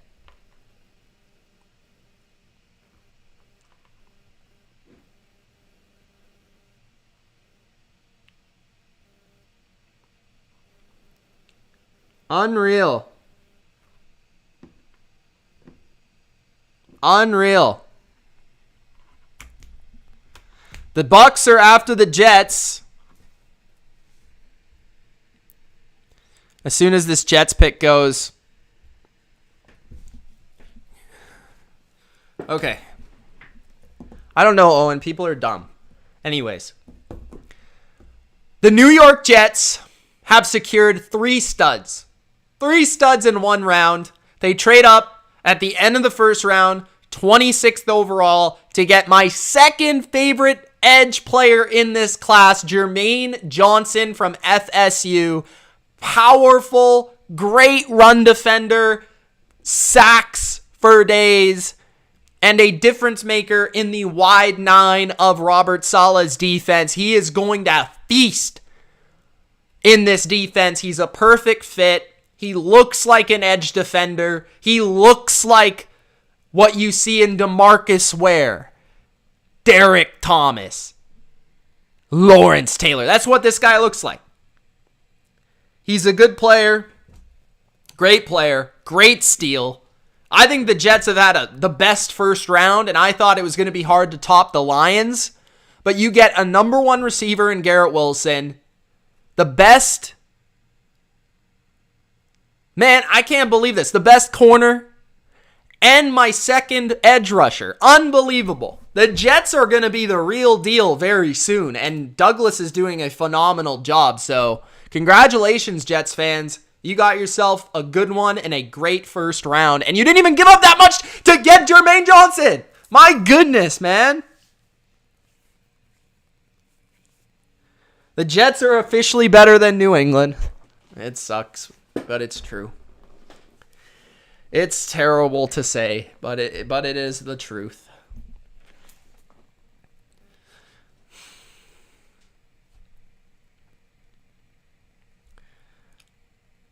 All right. Next up, the Jags.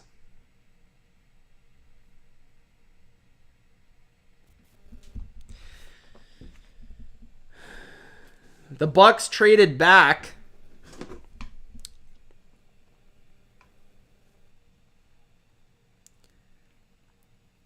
so the Bucs will pick tomorrow. They've got pick 33, 106, and 180 for 27. Interesting. I'm not sure I love that, but it is what it is.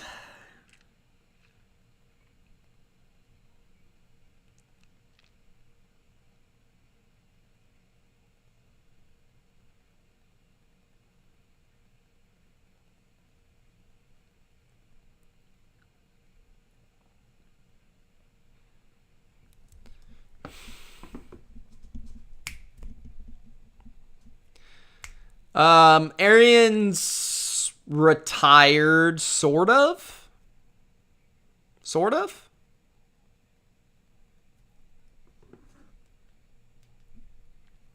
How many picks we got left? 5? Jags are up at 27 here.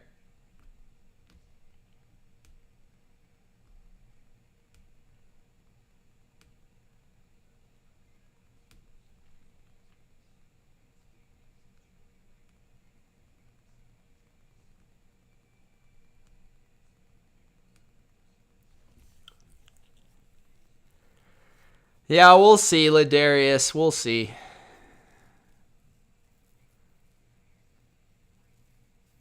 Jacksonville is up.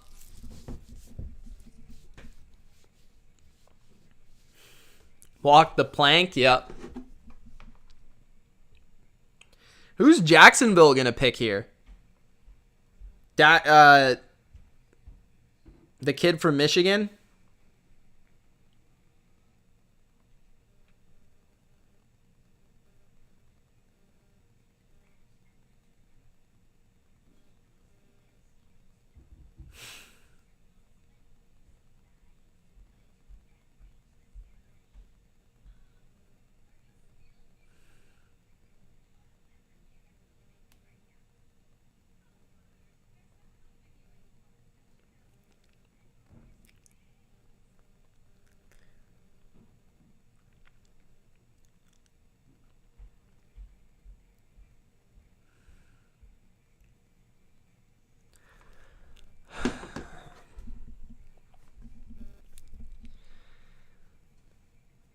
Jags will take Lloyd.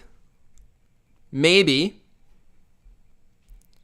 Who else is there to pick? We'll see.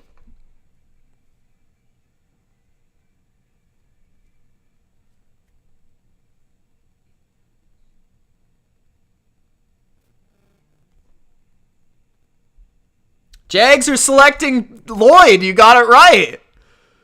Devin Lloyd. That's a good pick, man. Fudge. New England's not going to get him. I guess the dream for a linebacker is over, guys.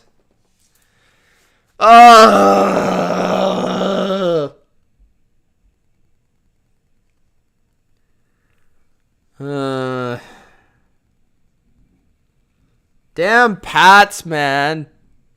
Come on. Who are we going to get?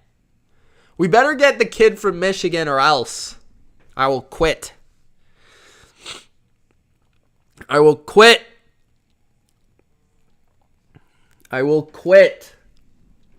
Devin Lloyd. Okay, so let's talk about Devin Lloyd.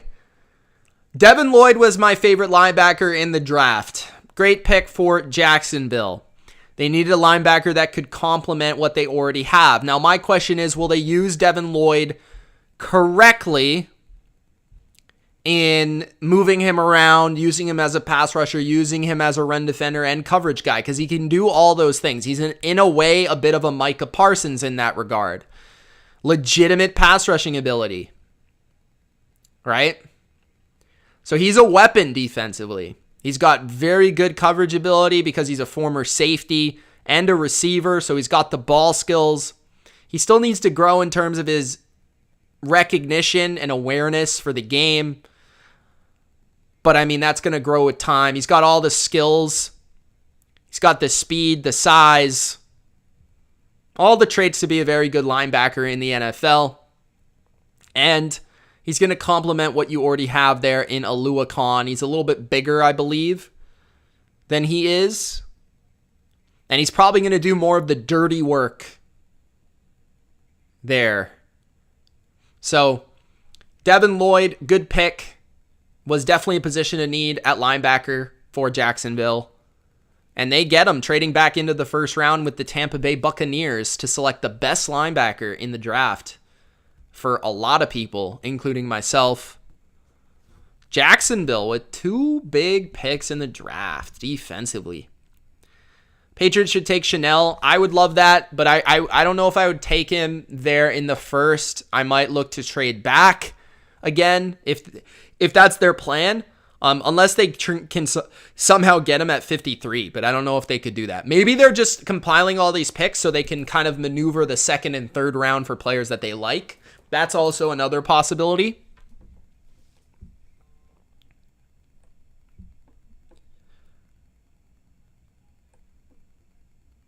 Do I still work for Russo? I don't still work for Vince. Still have a relationship with him, I would say, but I don't work for him. Who knows? In the future, maybe, but not right now.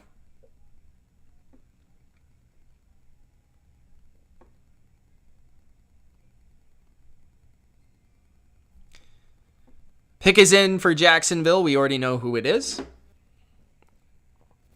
Chanel number 5. Yep.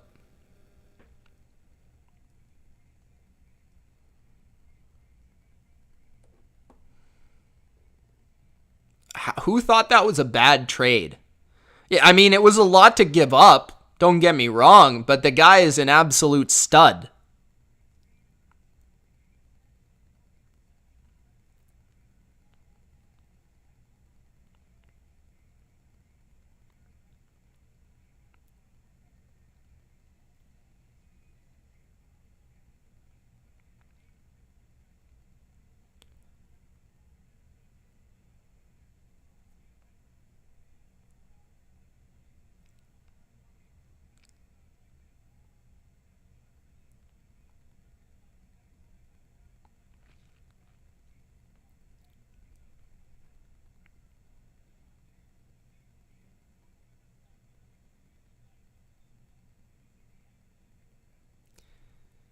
All right. So the Packers are up. Are they going to go receiver here? Knowing them, they'll probably go like tackle. Let me see what they got. Okay, I know who they're picking. Should I say it? Should I say it out loud?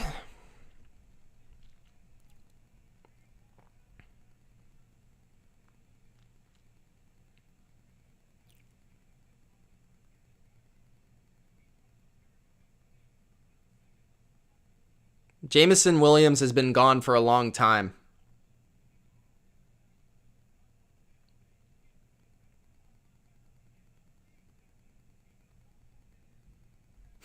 They're not picking Christian Watson. I would have probably went crazy if they did. Could the Bucs pick Christian Watson at 33? They're picking Devontae Wyatt, defensive tackle from Georgia. No wide receiver for the Packers, of course. So Green Bay gets stronger on defense. They pick Devontae Wyatt, interior defensive lineman from Georgia. In my opinion, the best pass rushing interior defensive lineman in this draft, which is good value at where they pick. It doesn't exactly fit a huge need for them, but I do think getting a D lineman is not one of their lower needs, that's for sure. They've been needing a complement to Kenny Clark for quite some time, and this also does help their pass rushing and on all downs. On all three downs, and Wyatt's got great hand usage, great quickness and burst off the football. Definitely reminds me of one of the better, interior defensive lineman pass rushing types. I've said many times that he has the upside of a Chris Jones. He's got that scheme versatility of probably playing in 3 or 4-man fronts, playing interior defensive line on either. He's not the destructive, big run defender that Jordan Davis is, but he's a pretty electric, uphill pass rusher, and that's what the Packers get here. It might be a good pick when you consider their competition in the NFC. Matthew Stafford, Tom Brady. For the short term, that's a guy that could maybe help them get to the quarterback up the middle of that offensive line of opposing teams. So if they're looking to compete, I know they didn't get the receiver, but this is a player that can help them. So Devontae Wyatt, I was really high on. I think he's a top 15, at least top 20 player in this draft. They get him late in the first round. Owen says, what are we going to do? I have no idea. No idea. We might even trade again. Who knows? Might get a corner. Might get Hill at safety. I don't really think there's a receiver there unless they pick Christian Watson, which I would go nuts, but I don't know if that's going to happen.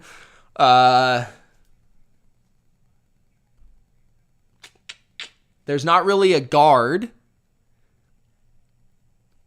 Could they pick a tackle? Bernard Raymond? Maybe? Leo Chanel in the second round. They could trade back and probably get Leo Chanel early tomorrow. I could see that. I don't think he's a first rounder though. Pass rushers. There's guys like Ebiketie there, Drake Jackson. I don't really know if I'd see them going there. I do like the safeties on the board right now. I like Hill. I like Lewis Seen. So, although I don't think they really need a safety, Hill would be a little bit more of a hybrid. They could go corner. Kyler Gordon is there and Booth is there. I know that there's some concerns about Booth's health. Maybe that's what they're lining up for here to pick him at the end of the first round. So they could go with Booth. So there's a lot of different ways they could go. I don't think they're going to go with offensive line. And I don't think they're going to go with receiver. Sky Moore, I don't see it, but maybe. So they're up.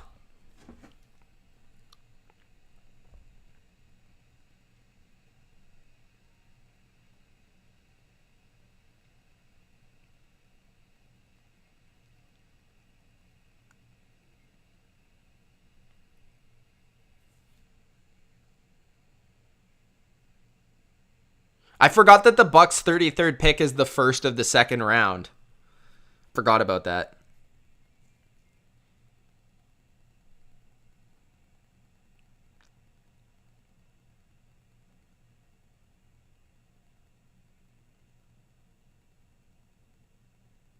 Oh, you gotta be kidding me with the Patriots pick. Oh my god, bro. I just read it. Oh my god. No! No! What is this? What? The Patriots are picking Cole Strange. This is the strangest pick. Oh my. They are picking Cole Strange. Cole Strange. I don't even have Cole Strange on my top 50 picks. Oh, they're not only a player that I don't think is good, a player I don't think is very good at a position that I don't really think is a huge difference-making position. They're picking a guard at 29 who is not projected to go until like the third round.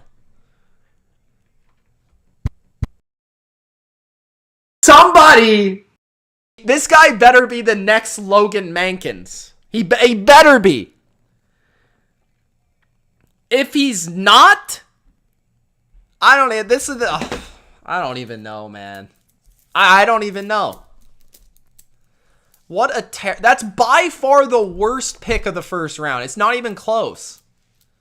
There's been some picks I didn't like. That was the worst pick by far. It's not even close.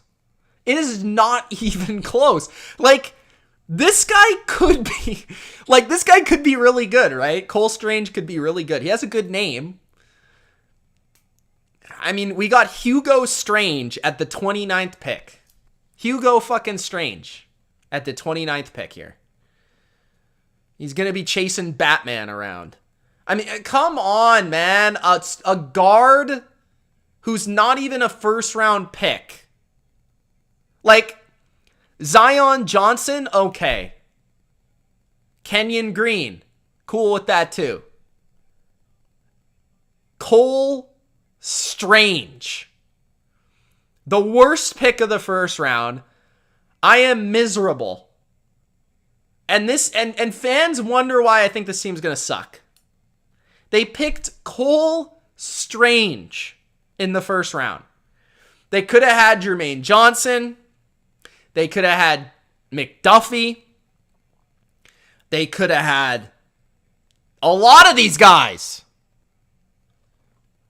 I mean, they traded back. There was a ton of good value there still. A whole tier of guys. Devontae Wyatt just went to the Packers. You pick Cole Strange. Are you fucking kidding me? Guys, this might be the worst pick the Patriots have ever made in the first round. Like, from a value perspective. And I understand that at the end of the day, it doesn't matter about that. It just matters how they play. I better hear tomorrow or tonight that Dante Scarnecchia watched Cole Strange's tape and said this guy's the next Marshall Yonda. Like, this guy better have watched his tape and told Bill that he guaranteed he was Alan Faneca or Steve Hutchinson. Are you kidding me? Cole Strange. You couldn't have picked him in the second round? You couldn't have traded back, gotten more picks, and picked Cole Strange. Somebody explain this to me real quick. No, Cole Strange? Oh my God, man. We trade Shaq Mason for a 5th round pick to Tom Brady. And you wonder why Tom Brady left this franchise. We picked Hugo Strange.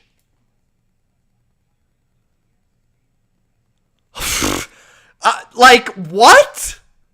What? Like, at least pick, if you're going to pick a guy that's projected to go the 3rd round, pick like a corner or like a receiver or a tackle. Like a tackle, even a tackle.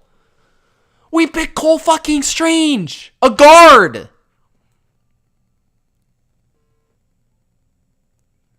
I mean, George Karlaftis is still there. The Chiefs just picked George Karlaftis. Ugh. I swear to God. My goodness. But PL, at least Kyle Duggar, for 1, was a 2nd round pick. And 2, was a freak athlete. And 3, was a safety. Cole Strange is a fucking guard. Guard. The best teams in the NFL don't even, like, care about guards. Like, what?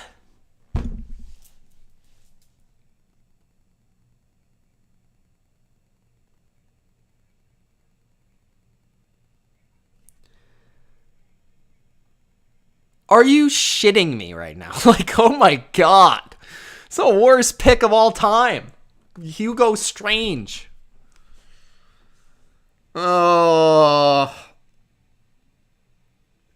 Like, it just doesn't make sense. It just doesn't make sense. You got so many players there.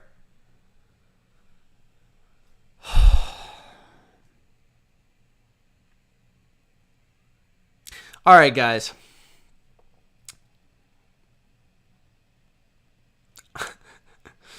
Are you kidding me?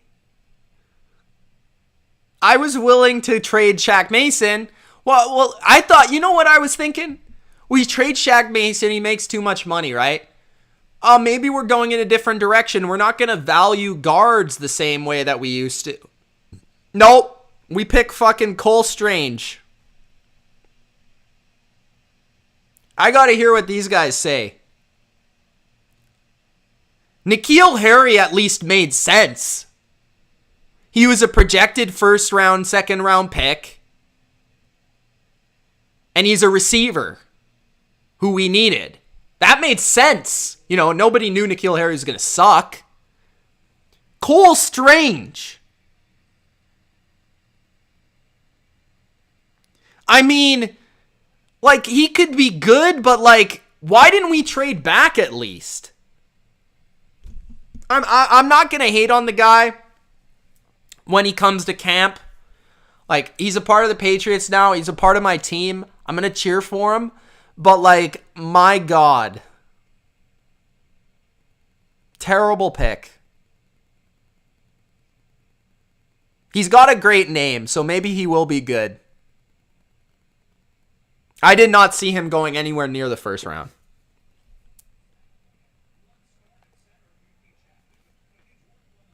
I'm listening to Mel here.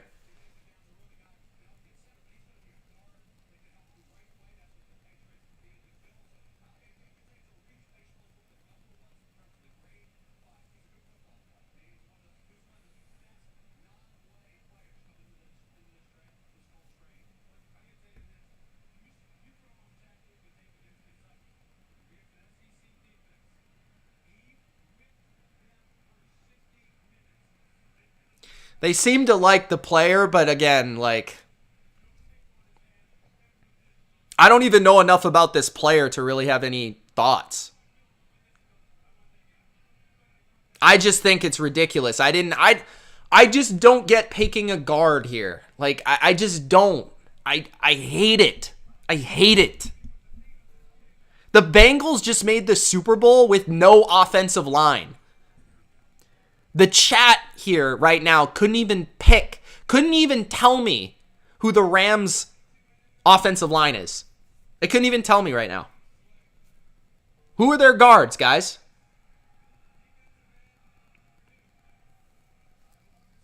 George Karlaftis. Good pick, Chiefs. You got him. And you got Trent McDuffie, man. Those are good picks. Really good picks. 2 players the Patriots could have had, too. Pick 31's the Bengals.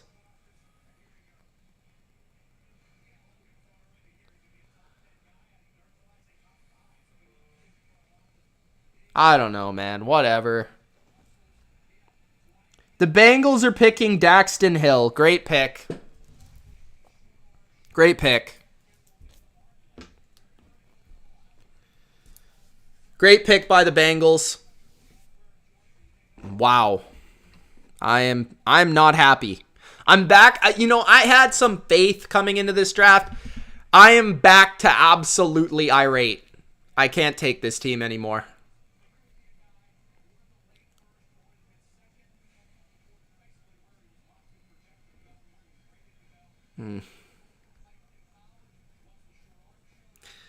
All right. Last pick.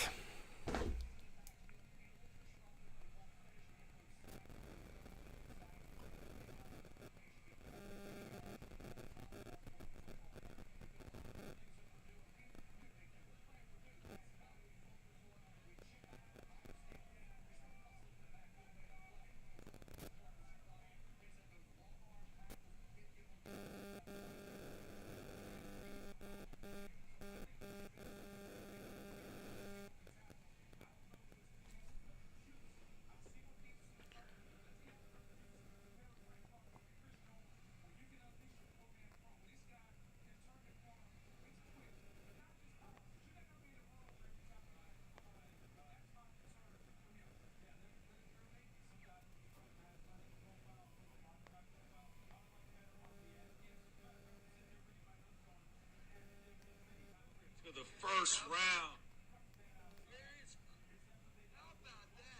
Look at the Rams! Guys, you guys are going to laugh at this. Watch. The Rams are literally laughing at us. Guys. The Rams are literally laughing at us. Listen to this. Oh my, UT Chattanooga to the first round. Hey, where is... How about that? And we wasted our time watching him thinking he'd be at 104 maybe.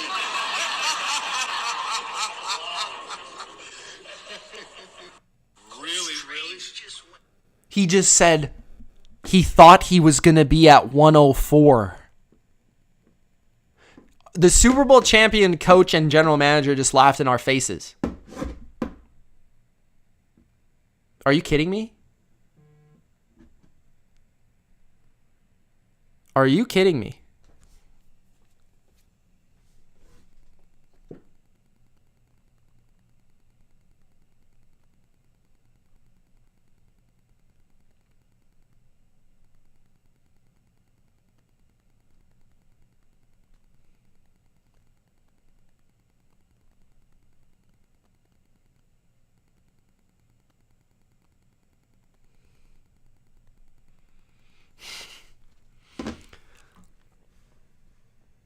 Wow. All right, guys. I already talked about the pick for about 20 minutes.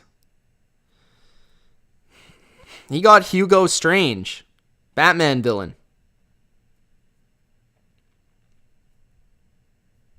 It fits a position of need, although I don't think I didn't like the idea of picking a guard in the first round anyways, even if it was like one of the better guards. But you didn't only pick a guard, you picked a guard that a lot of people thought was going in the third fucking round. It's so bad. Daxton Hill is a phenomenal pick by the Bengals. And the 32nd pick, I don't know who it's going to be. I don't even know if I can analyze it anymore. I got to run soon, though. Got to go coach. So I'm waiting for this 32. As soon as I get it on my phone, I'm going to say it. And then I'll be out.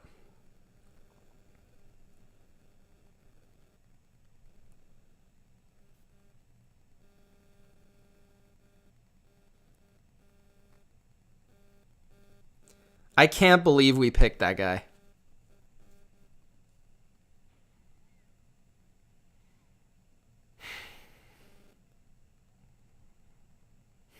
Unreal.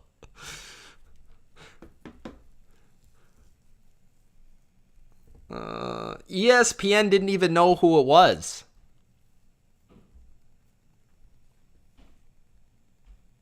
Could be Alex Leatherwood. I hope it's Logan Mankins.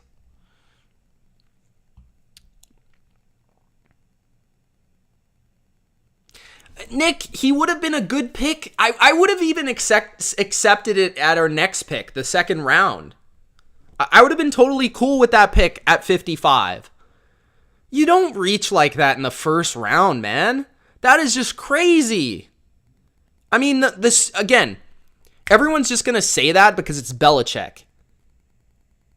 Bro, the Super Bowl champions were laughing at that pick. Laughing. They probably are in a better spot right now than Belichick. I give them more credit than Belichick. So if they're laughing at that pick, it's not a good pick. And he might be good. I hope he's great. The Bengals pick is in.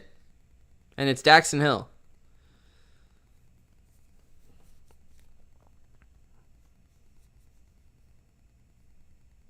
It's on Twitter, Nick. I commented on it, or I responded, or quote tweeted it, whatever it's called.